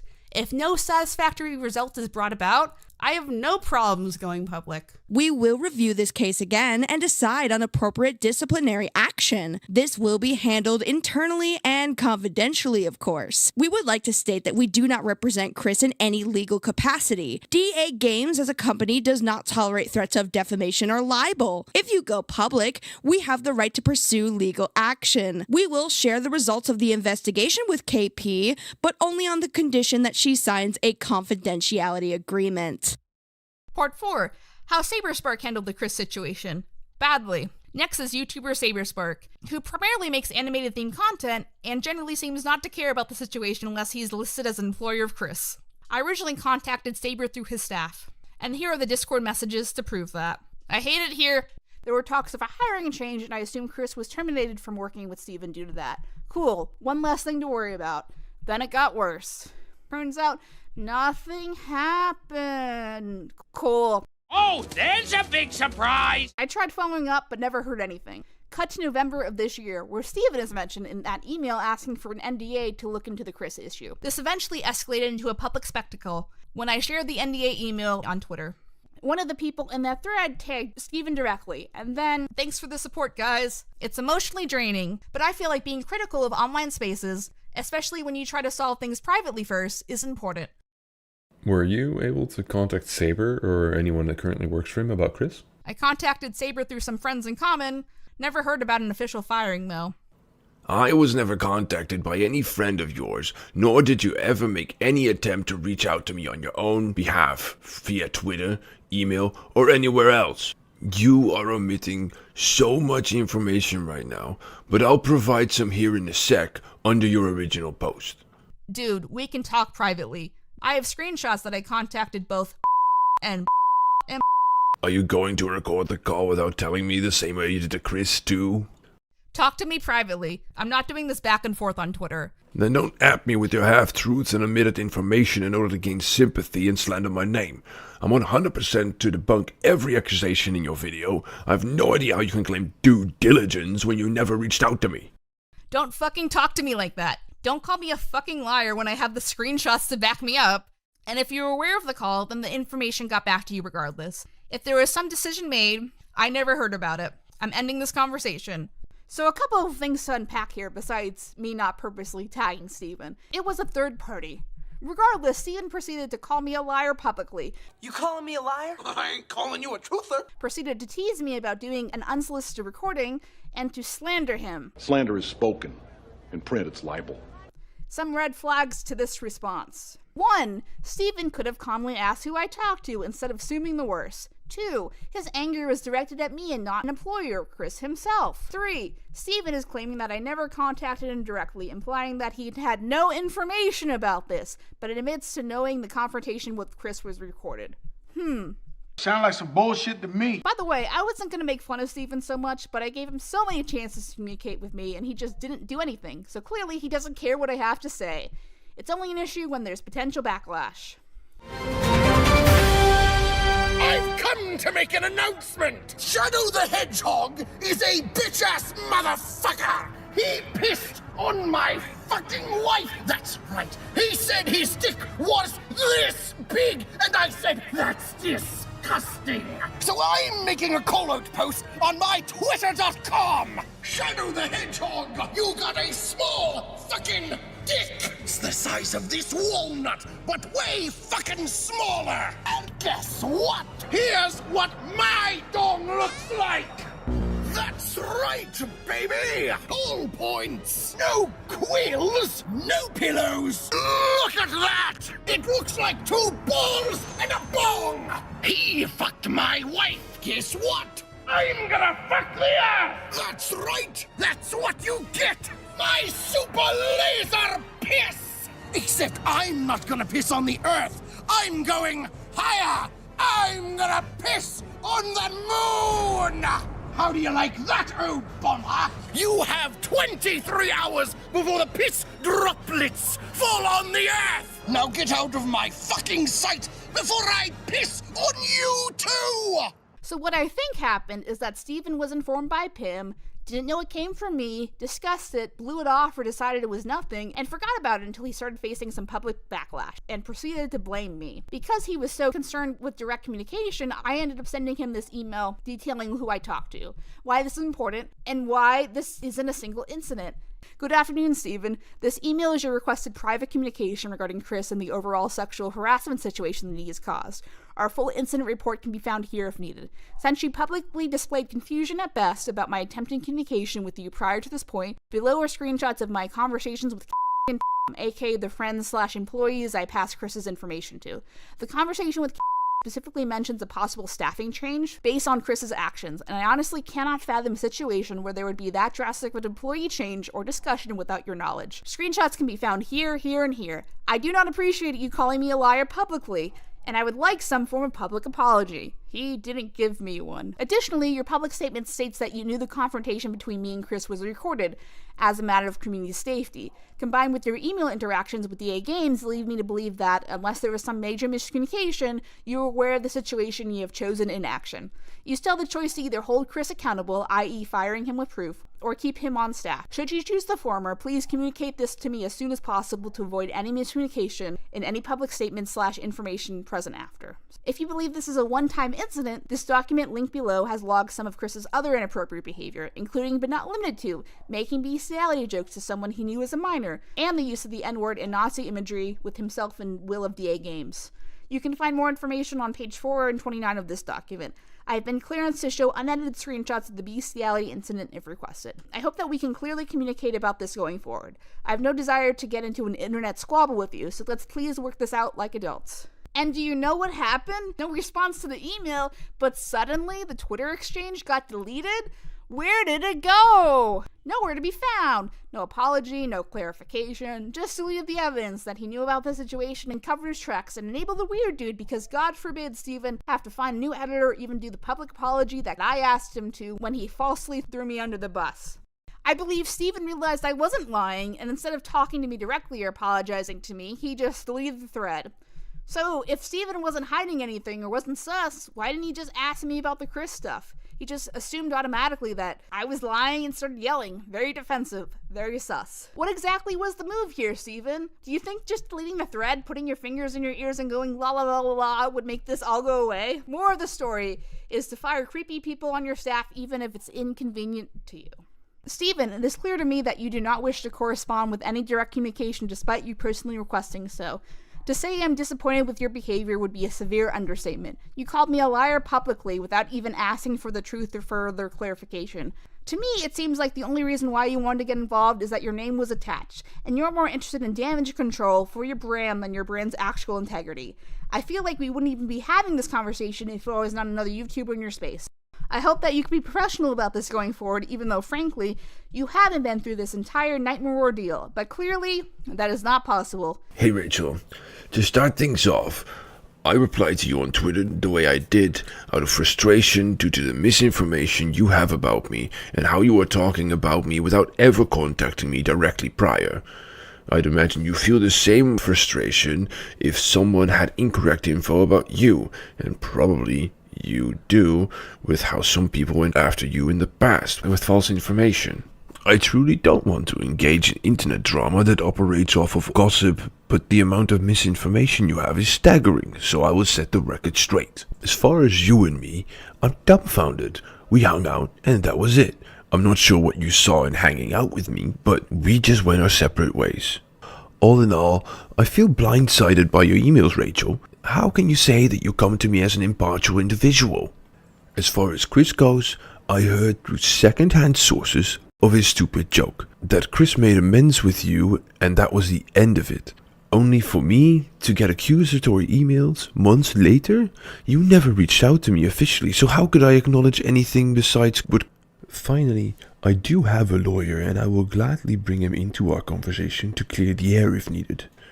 Now that it has come to this degree of misinformation on your end, I will do everything within my power to clear the record for the truth, and that includes exploring legal avenues if necessary. I hope this information helps and convinces you to reconsider your position. Regards, Steven. Steven, you've already passed the allotted time I've given you to deal with the situation privately, as outlined in my first email, which I feel is ridiculous considering you had access to this information for more than a year, regardless of where it came from. If you're now going to sit there and threaten me with legality after this many private attempts at communication, I will not be entering any further discussion with you after this last correspondence and cutting contact with you at this point. The reality is I'm incredibly uncomfortable with your general approach in which your previous email and how your public correspondence has been addressed, as well as you in general. So I'll keep this as brief as possible. To add to this whole "I will fight you for the truth" tone your whole last email and the Twitter thread is drenched with undermines the actual issues of the conversation, on top of assuming I'm going to publish falsifiable information. Is that how you talk to someone who's treated poorly by a current employee in the past? Based on all of your previous conversations, Forgive me if you're not on the top of my list of people who treat me with assumed respect. In regards to your response on my Twitter posting, your heated response calling me a liar and questioning my character publicly is unacceptable. How you were particularly feeling at the time doesn't justify calling people names and treating them poorly. As well, you could have DM'd me as requested several times or asked for further information before responding in such a tone. When all I ask regarding this exchange is for you to apologize publicly for something you did publicly, you instead doubled down in the last message and tried to justify your feelings, and only privately at that. This doesn't strike me as someone who's dealing with the situation with the utmost maturity, but a desperate attempt to distract from the actual issues and make yourself the victim. The fact that you're going about this route again, even after I proved I wasn't lying the first time, is fucking deranged. Regarding your access to the information about the incident regarding Chris, and your insistence that I was the one who directly discussed the information about Chris instead of your general access to said information seems to be misguided. Do I have to tell you directly what to do with an employee incident of this scale for anything to happen? I shared the confirmation I had from both and that you had said information, which came off as indifference based on what I felt, as well as your correspondence with DAGames alluding to such, as well as there being a public safety report available with public contact information present for over a year regarding the situation. So I don't understand how it's particularly relevant how you learned your employee sexually harassed someone in the past, it just matters that it happened. Even assuming you didn't know about Chris's actions up to the Twitter exchange, I still emailed you directly to discuss it before it reached this point, and you seemed to ignore that email and only responded to a second after my frustration became clearer. To be frank, it doesn't matter how the perpetrator feels how the resolution went, but the fact that it happened in the first place is unacceptable. Chris is, very obviously, going to tell you whatever you need to hear to keep his job. It's alright, guys, the criminal said the crime actually wasn't so bad after all! Hell, it doesn't even matter how I feel about it. Still, if you were so concerned with my personal opinion on the matter, to the point whether it would directly dictate your decision to keep Chris on staff or not, I do not, for the life of me, understand why you didn't reach out to me, directly or indirectly through our friends. Great job updating me on the current status of Chris's employment, even now, by the way. Good job. 10 out of 10. Regardless, this isn't a joke, and your insistence as such is the underlying problem of this whole situation. How is it a fucking joke to say you ejaculated on your boss's clothing and say that to other men multiple times? It cannot and should not be belittled as just drama. Why would I have gone through the trouble of corresponding with DAGames or having a safety report be written if I just thought it was just a joke? I was and am worried about the children Chris and the greater DAGames community still have access to. Even if I had forgiven Chris for some reason, it wouldn't be relevant. Even still, you seem to show anger that I got Chris's confession on record in comparison, what he actually confessed to, with your comment stating, "Are you gonna record the call without telling me the same way you did Chris?" To be clear, he is not the victim. Full stop. Neither are you for that matter, Mr. Truth Seeker. Publicly throwing the actual recipient under the bus and siding with the sexual harasser just because he did not know he was going to be on record as a safety concern, on top of being incorrect about your information, is one of the most idiotic parts of this whole ordeal.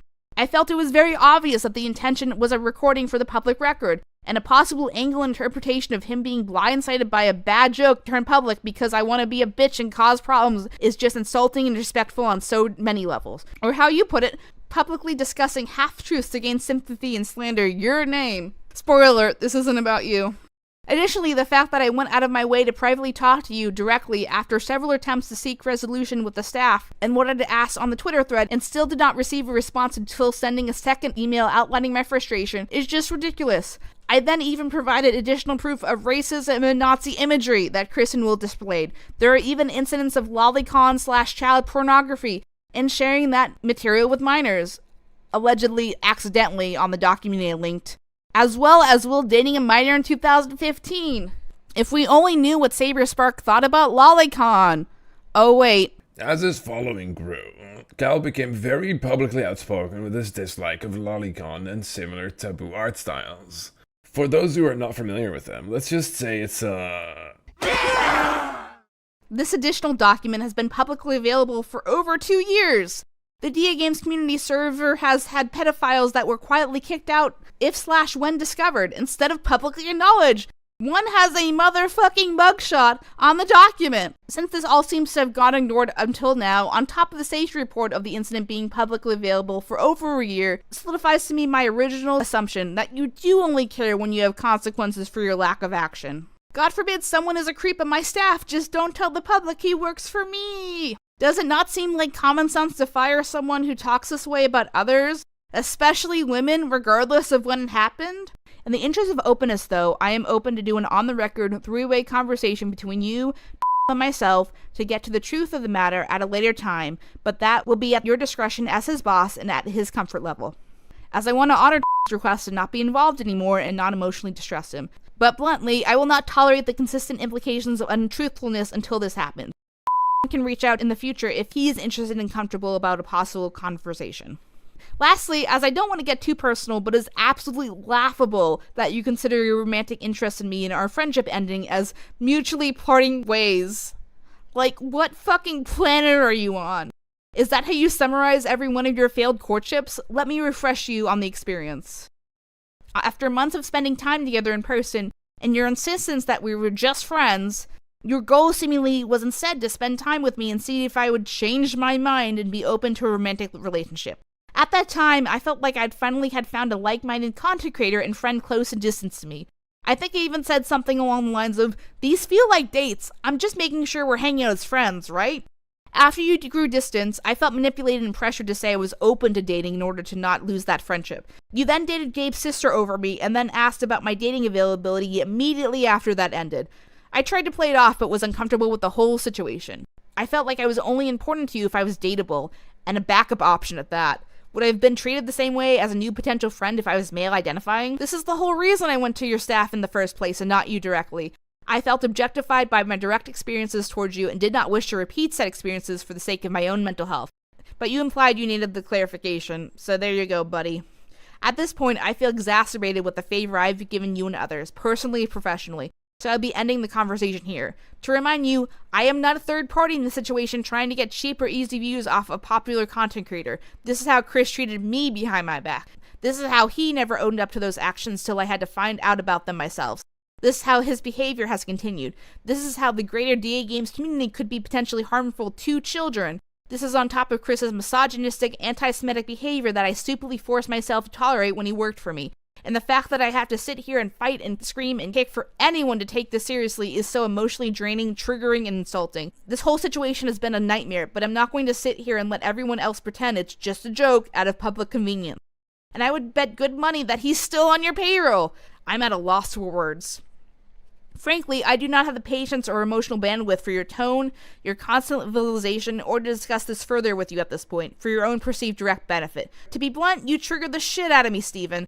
And I still tried multiple times to communicate with you, but ultimately was met with silence until now. You were screaming on Twitter like a child at me for months after trying to get any kind of internal word on Chris, and the information being in the public eye, and you still haven't fucking apologized for any of it. How do you think this makes me feel? On top of that, only then to even be taking it seriously because I might make a video and hurt other people's reputation really shows me how being affected by all this really matters in the long run to you. Sexual harassment, use of Nazi imagery, pedophilia, fine to sweep it under the rug, just don't bring it up on Twitter. Ramesses, you bring this upon yourself. Part whatever. Chris isn't the victim. Chris isn't the victim.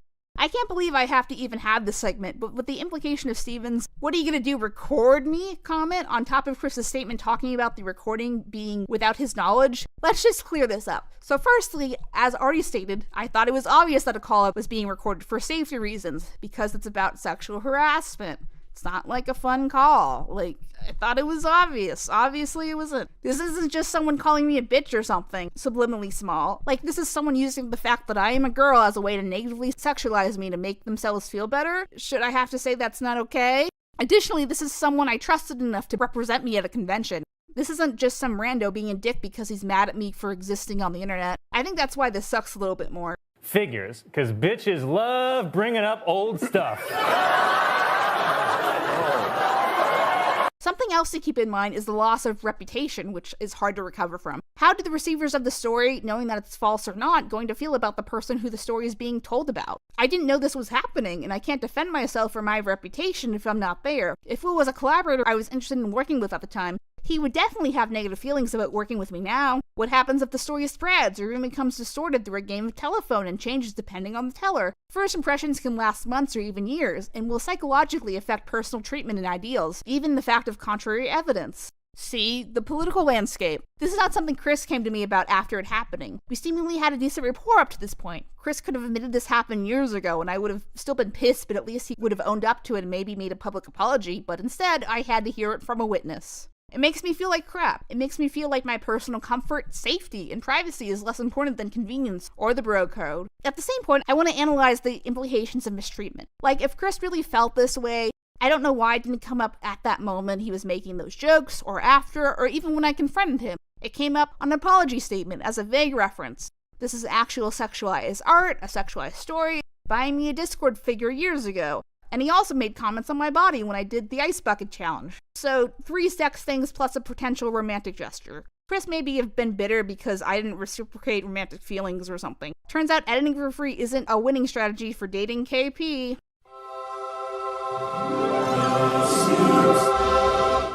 And then things got worse. Hi, I'm Courtney. You may know me as Pete or Orchard, but honestly, call me what you like. KP reached out to me a few weeks ago asking me to cover the Gabe story in more detail as she was busy working on this video here, and I unfortunately have a fair share of experience with recognizing online grooming and am pretty unashamed in speaking out loudly against it. Gabriel C. Brown, also known as Black Griffin Online, has had growing speculations and concerns regarding his relationship with his now wife and voice actress of Sweetie Belle on My Little Pony. From most accounts, it looks as if Gabe had groomed his now wife from the time she was 14 until she pursued him herself at the age of 20. After their announced engagement and subsequent marriage, Gabe faced growing accusations online of grooming his wife. He dismissed the accusations under the guise that he had not known her prior to her being 20, and any interactions they did have while she was a minor were strictly professional and in convention spaces only. A Google document has since been created compiling evidence from Gabe and his wife's own Twitter and YouTube accounts proving these dismissals to be false, as well as proving multiple other instances of Gabe showcasing problematic behavior. I've covered the topic in a little more depth in an hour-long video on my channel, which will no doubt be linked in the description below. Anyway, I'm sprinkled throughout this video a few times, so I shall see you all in my next segment.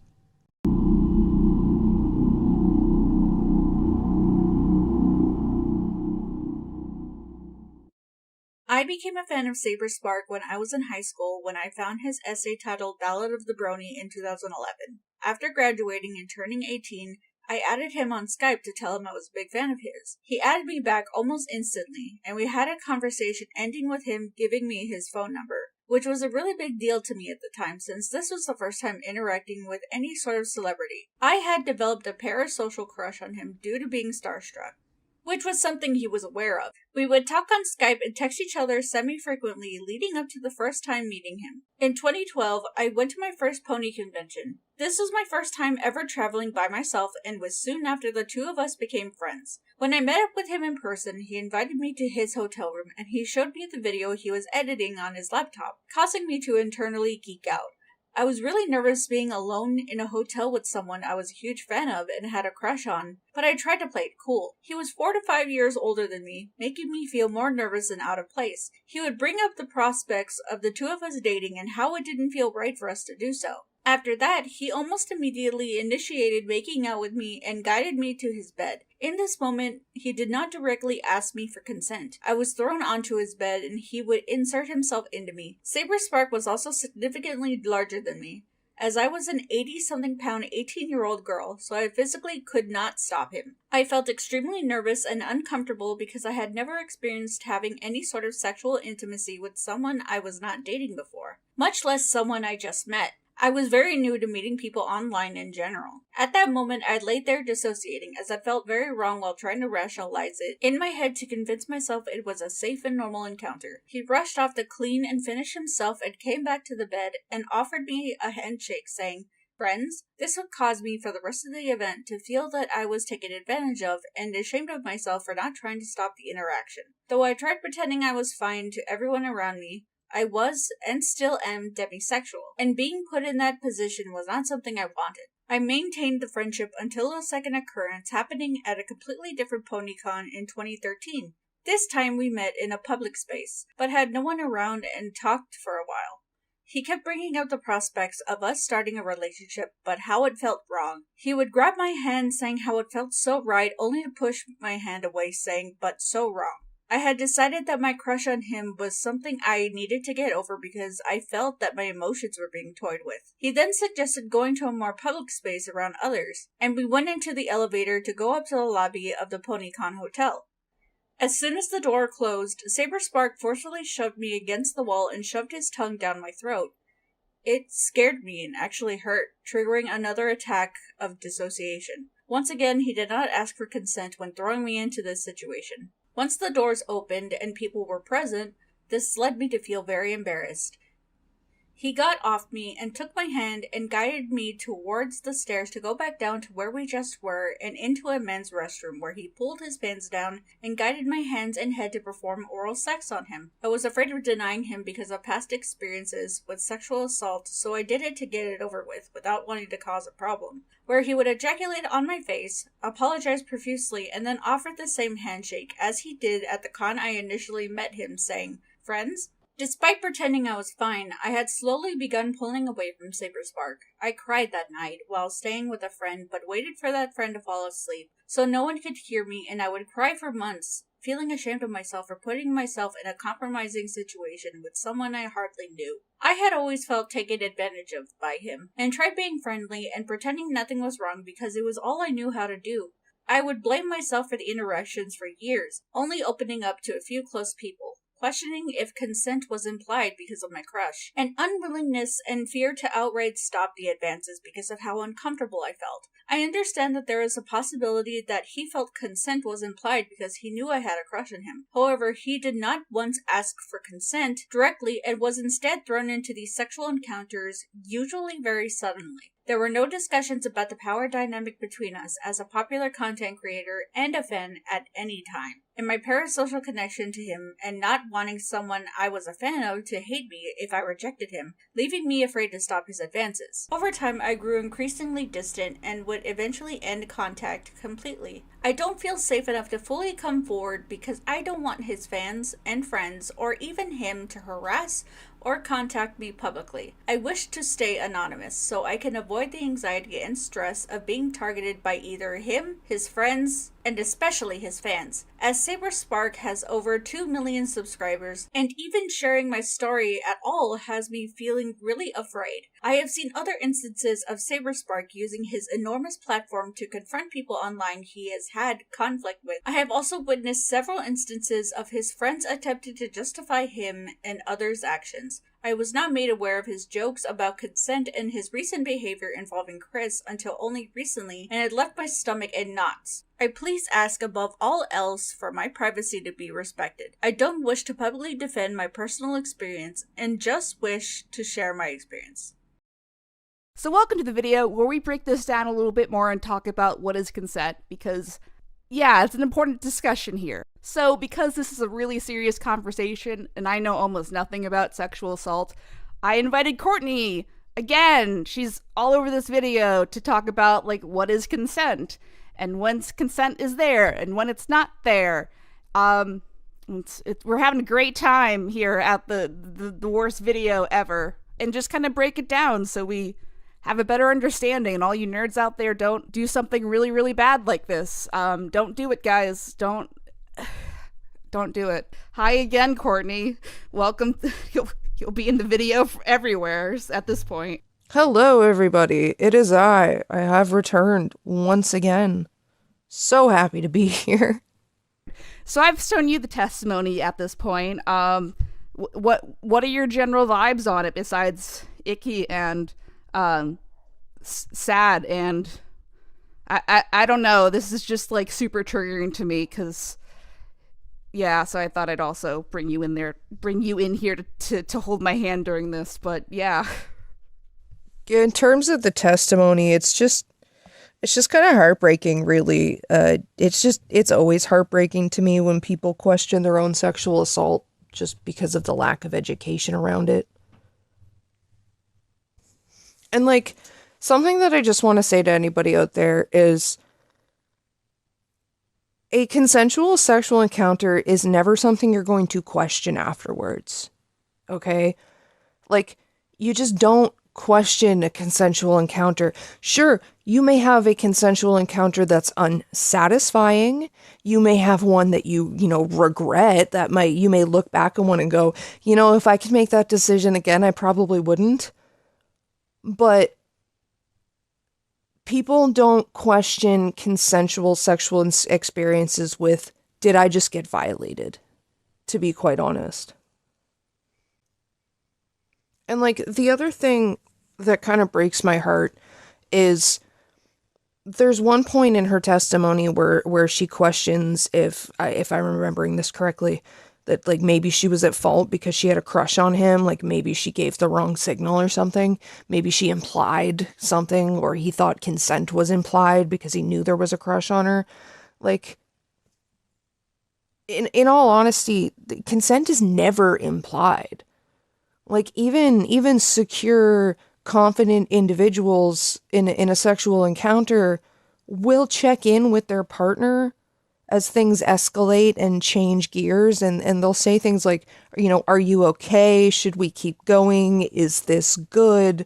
Like, because consent is not something that is implied. It's never something that's implied. It's not, an absence of a no is not a yes in any regard. An absence of resistance is not compliance. And even in that regard, compliance is not an invitation. Mm-hmm. Because this girl had a crush on Saber, it was okay that he just kind of initiated things. And then especially, too, in the elevator, in a public space, when he's just much larger than her, like, physically. I don't know, it's all icky, but like, what would you define consent as, and when would you define, like, obviously this isn't it for sure, but go ahead. And in terms of like a definition of consent and what it is and what it isn't, consent is an excited yes. Consent is exuberant, what's the word I'm looking for? Payback, for lack of a better term, I guess. Like, two people in a consensual encounter engage in a give and take. Like, it's never just one person doing all of the action and the other person just laying there like a bump on a log. It's an action that two people engage in when it's consensual. 9 times out of 10, when it's one person just using another person's body for sexual gratification, that's not a consensual encounter. That is just a violation of somebody's person.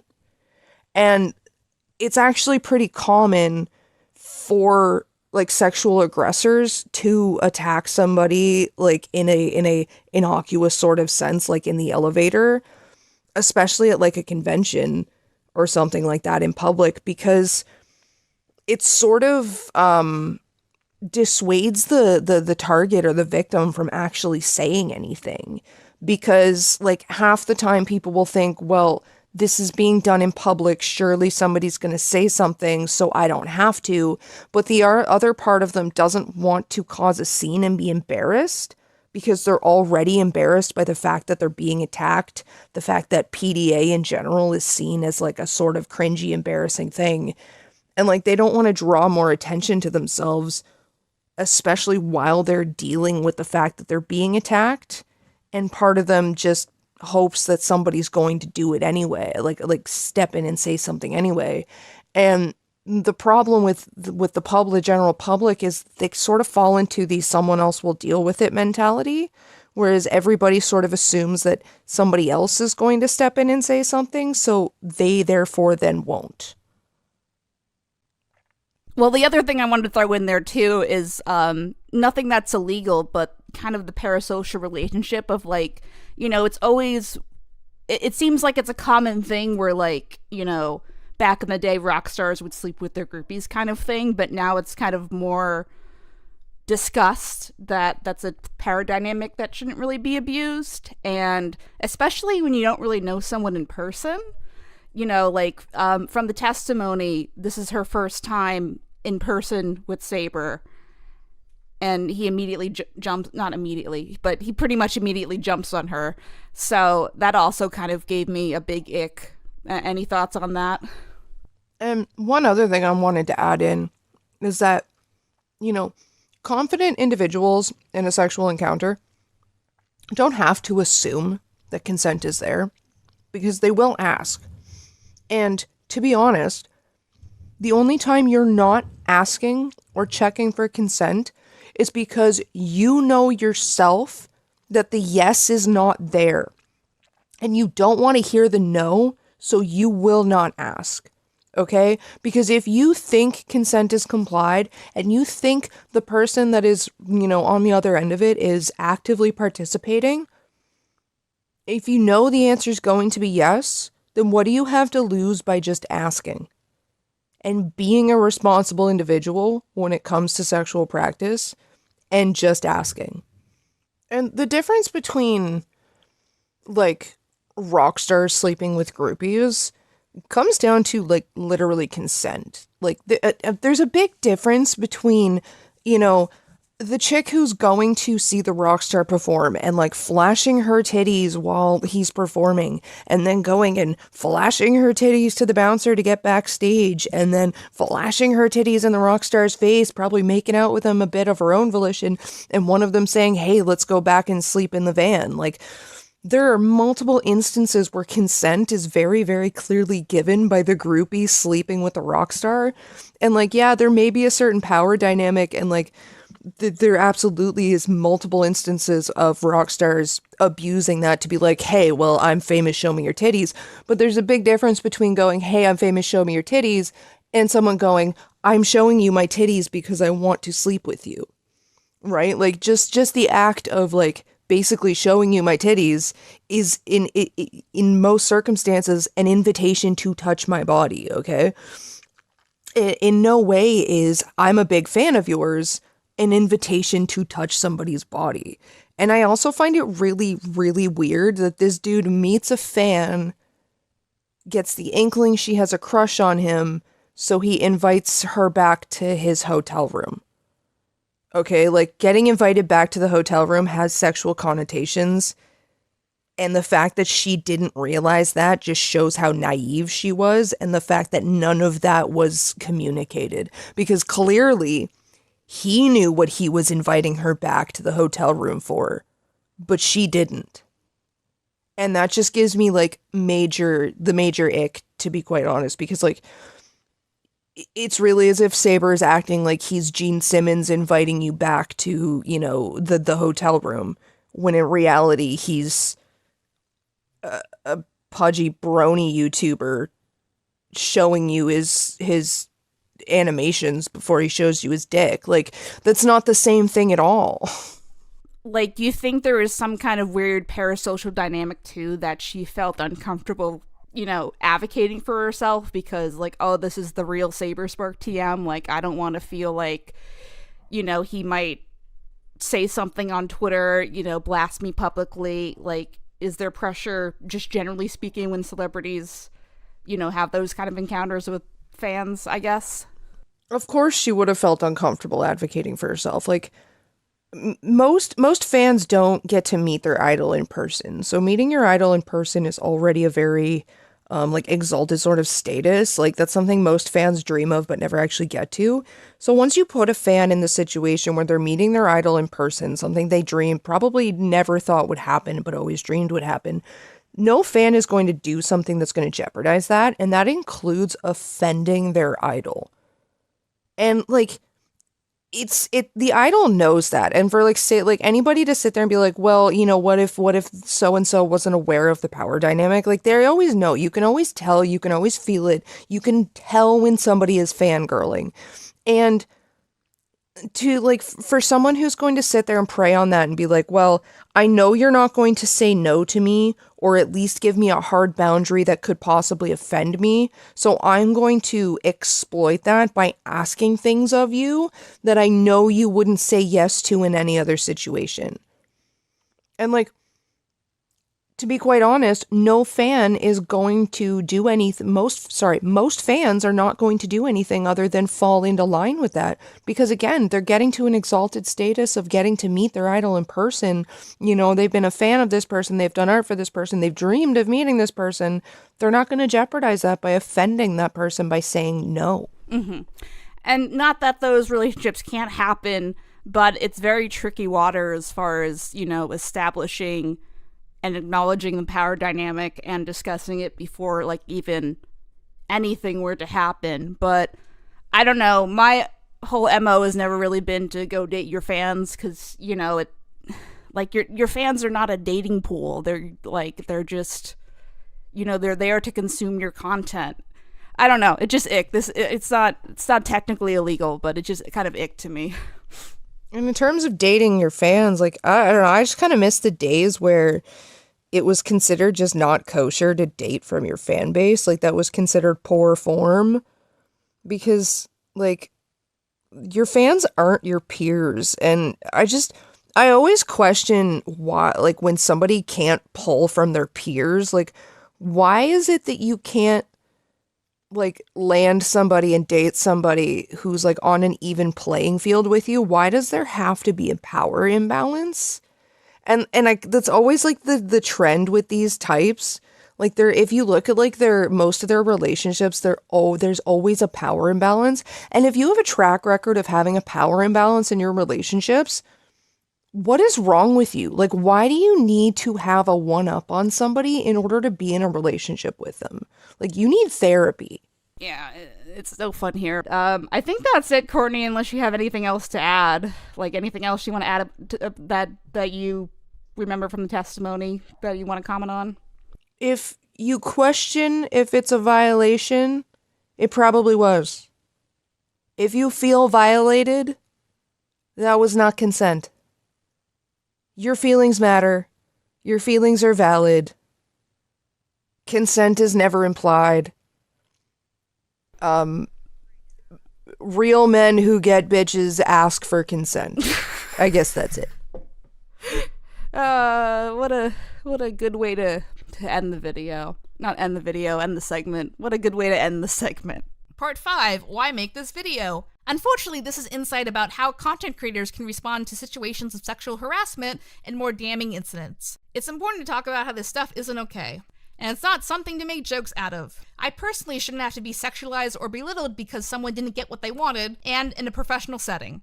The story and the other incidents are taken to an extreme. I should not have to fight with people to get justice for something like this, or for other victims. And especially on receiving responses when there only might be repercussions on the line. It's messed up, and I'm hoping this can be a learning experience for anyone who has ever made a nasty meme or taken something too far. Admitting it and apologizing without being prompted can go a long way, and thinking about possible consequences should be as well. Chris didn't just make up a bad story, he did some other unsavory stuff. Combined with the lack of action when a groomer is in the DAGames space, when there are children in there, is unacceptable. There is nothing bad or off-brand about kicking a pedophile out of your community and letting other adjacent communities know. It also seems to me that many popular content creators don't know or frankly don't care about keeping their communities safe when it comes to problematic behavior.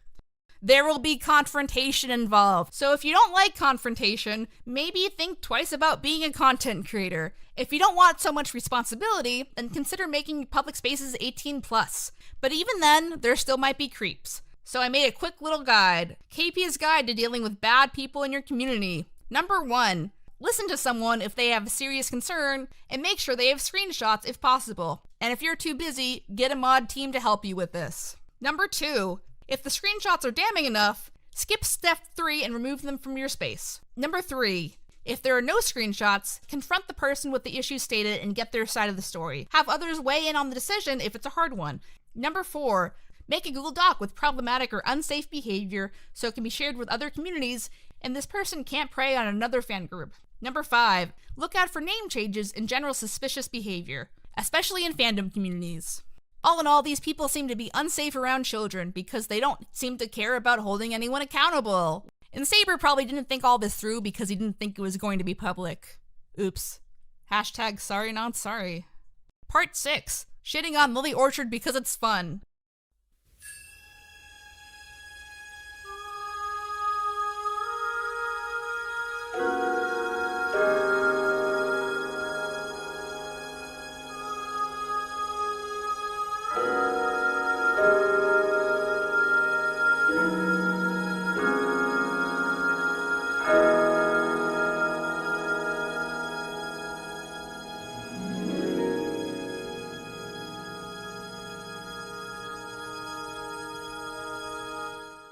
So welcome to the Lily section for the people who only care about her and not any of the other stuff. Fun fact, Lily just rebranded herself as CD Callout because it's totally about not escaping all the pedophilia and abuse claims and just making people happy with her sunshiny content, because her content's always just so positive and great, and Jesus fucking Christ, she's not fucking fooling anyone. You a rotten liar.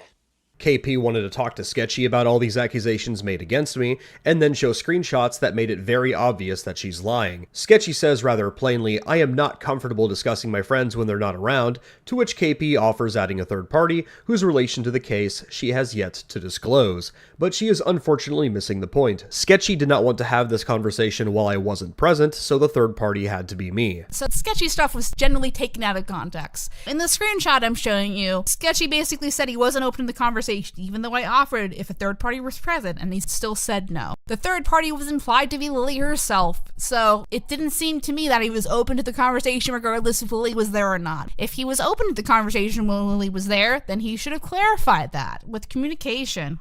And I'm still open to have that conversation even now, so let's go, bro. Your move, Chief. The other thing in the first screenshot is that he just assumes I'm projecting. That's a weird thing to say for someone I don't really talk to that often. I don't want to speculate on private conversations with Lily, but am I wrong to say that's a little sussy? It seems obvious to me that Lily talked to him before I confronted him, but I'm not 100% sure. I'm not going to sit here and speculate that. Oh, fun fact, Sketchy is also a not safe for work furry artist, which, fine, you live your best life, Sketchy, but you know what? I don't think furries are really into the whole pedophilia scene. So you know it'd be great? If all the furries spread the word and said not to commission this guy because he's friends with a pedophile. We're an angry mob. What are we? We're an angry mob. Let's talk about the recording confrontation. So generally what happened during the segment is Lily kind of manipulated what I said and miscommunicated some things, so I'm here to clarify because, fuck Lily, who cares? So number one, Lily totally skips the part of the confrontation where she lies about Stockholm.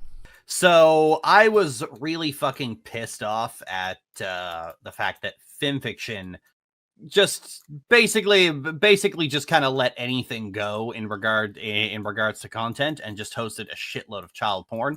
So I wrote a book where basically a fic where a bunch of pedophiles just get shot in the head. And then Brony's got really mad about it and started lying about its contents. That's a weird thing to leave out for someone who wants to tell the truth. Isn't that convenient? KP, people have made worse accusations about you. Yeah, because allegedly treating your employees poorly is totally worse than raping your own little sister. She needs to sort out her priorities.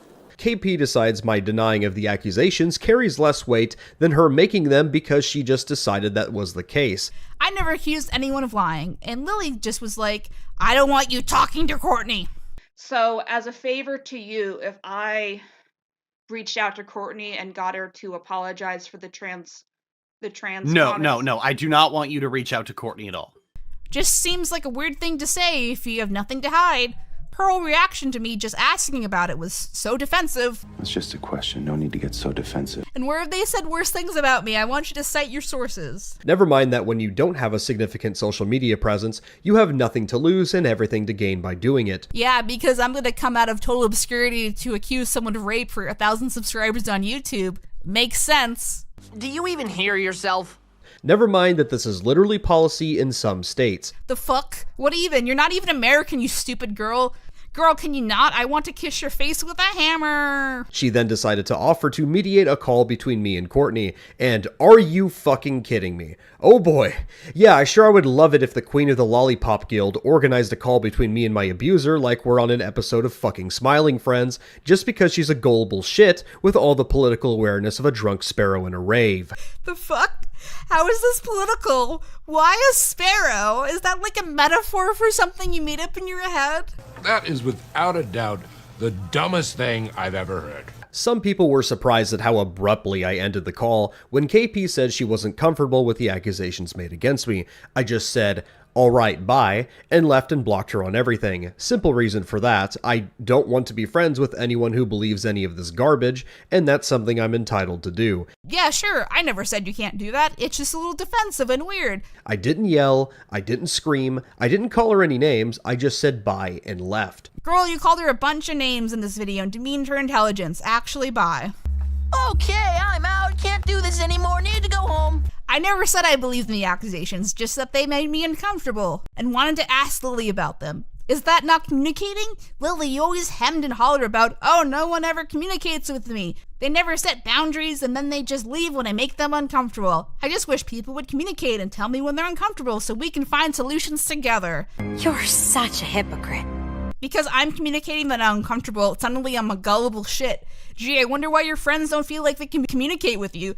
You can go back over the podcast we did talking about personal trauma, where I bring up most of the stuff, and she's just kind of disinterested in anything that isn't about her. We just kind of accepted that. I mean, it's not that KP was a shitty friend, it's just that she was just kind of there, and it was something that made cutting the thread upon KP, crossing my strictest boundaries, easier to do. Let's talk about how I didn't want to interrupt someone who's talking about their trauma. Michaela also had to push me to communicate with Lily, and Lily actively flirting with me was a little uncomfy, especially live. Like, literally everyone, fuck you. KP is an absolutely lovely person. Yay! I'm gonna slowly. I've made this joke like privately, but like I'm slowly gonna acquire a lesbian army and take over the world. Just give it time. Anyway, that is the most aggressive polycule ever. Lily clearly never ever wanted to fuck me, never ever, and I never ever had a reason to not want to open up to her. And she seems to think that's some kind of personal slight against her, that I never warmed up to her in the way she wanted me to. Then I learned about how she raped her sister, and about Stockholm, and the dog fucking, and you fucking wonder where I'm like, yeah, maybe Lily Orchard isn't like the best person. Well, I'll stay away from her then. This isn't even to call KP a bad person for being an aloof, self-centered weirdo who's always disassociating. Lily, you're being ableist. Just because you also have PTSD doesn't mean it's cool to say that I'm odd in the head. It's just that all that stuff made me realize I wasn't really going to miss her. Oh no, the incestuous pedophile rapist doesn't want me in her polycule anymore? Whatever shall I do? Stop, don't come back. In general, you should always be extremely suspicious of any accuser who tries to convince you not to listen to the accused response. But that's what you did, Lily, that's what you did. Oh, P.S. on the Britney section, Lily cropped out a lot of Britney's talking points to sound like she was talking to herself. So go check Britney's logs and report back. That's your homework, unless you're stupid enough to believe Lily on her word, which, can't really help you there. And also, she cut out all the dog fucking pictures in the patch section, so,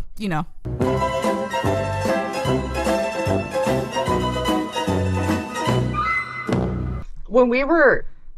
So we started school at like 5 or 6. Lily started at 5. I started at 6, and we always got the bus up at the top entrance of the trailer park where there was the store. Now the trailer park used to be gated for whatever reason, and the stone walls that held the gates are still in place. I'm pretty sure they might even still be there to this day, but they were when we were growing up. And people used to just stick their chewed gum to it to discard their gum. Yeah.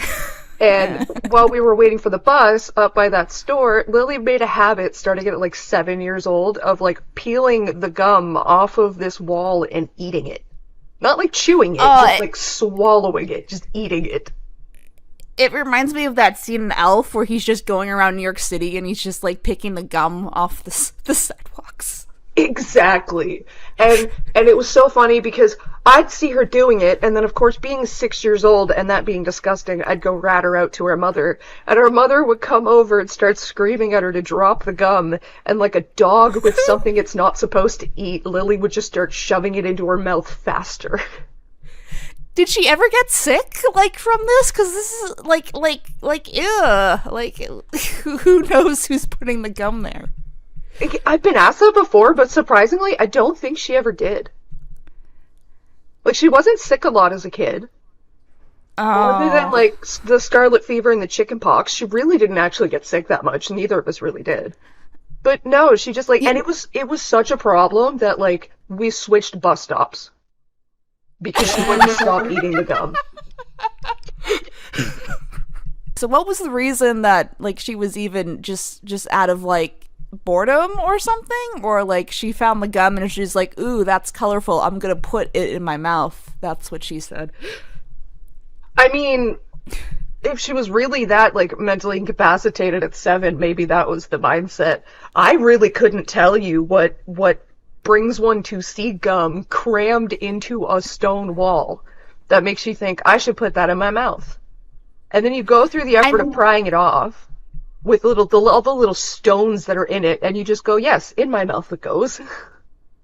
I mean, like, you made a good point that even when you were younger, you kind of knew that was a little off, so it's not like she, was just being a dumb kid. I mean, I guess to some extent, but, like, at the same time, like... Because for Lily, like, negative attention was still attention.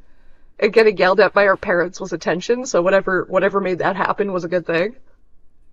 And, like, someone might suggest in the comments of this video that, like, maybe Lily had pica. No, she didn't, because she didn't eat weird things. Like, she didn't, like, pick off the drywall and eat it, or eat stones. No, it was just already chewed gum. What is pica? It's like I think it's classified as a disorder, but it's a phenomenon where people will start eating things that are not food items, and typically it's because of, like, a mineral deficiency or something. I think there's also links to, like, psychological issues, but a lot of the times it's your body is seeking some sort of vitamin or mineral, and then you end up somehow getting that from eating non-food items. Usually it, like, happens in terms of, like, stone. Like, you'll find people eating rocks, and it turns out that they have, like, a calcium or something deficiency. Like, so how long did this go on for? Like, a year or two? No, it was a good couple of weeks, because, like, our mom was on her every time. It got to the point where when we would go walk to the bus stop in the morning, she would be like, now, Lily, don't eat the fucking gum off the wall. Like, just sit there and lecture her. And then, like, I don't know, like a handicapped toddler, she got off the leash and then would go straight for the gum. I like how there's already fan art of her, like, looking like a little golem eating the gum. We need more fan art of this. I mean, she kind of was like a little goblin, because, like, it got to the point, I mean, it happened enough times that the other kids at the bus stop would just kind of, like, hang off, like, a little bit of ways from the wall and just sort of watch her do it. So she literally would be, like, crouched on top of this wall just with an audience, just prying up this gum, and then yum, yum, yum, yum, yum. Oh, that's nasty. And it was never, like, the same energy of when she chewed my Barbie shoes, because she always had this habit of chewing up the shoes of my Barbies. Never their feet, but just the shoes, which, honestly, I just chalked up to, well, she's like ADHD and autistic. She chews on shit. Of course she chewed on the plastic shoes. It pissed me off, but whatever. But it was never the same energy, because, like, it was only that wall. Oh, like, yeah, it must have been for attention, like, which doesn't make it not gross, but, like, don't do that, guys.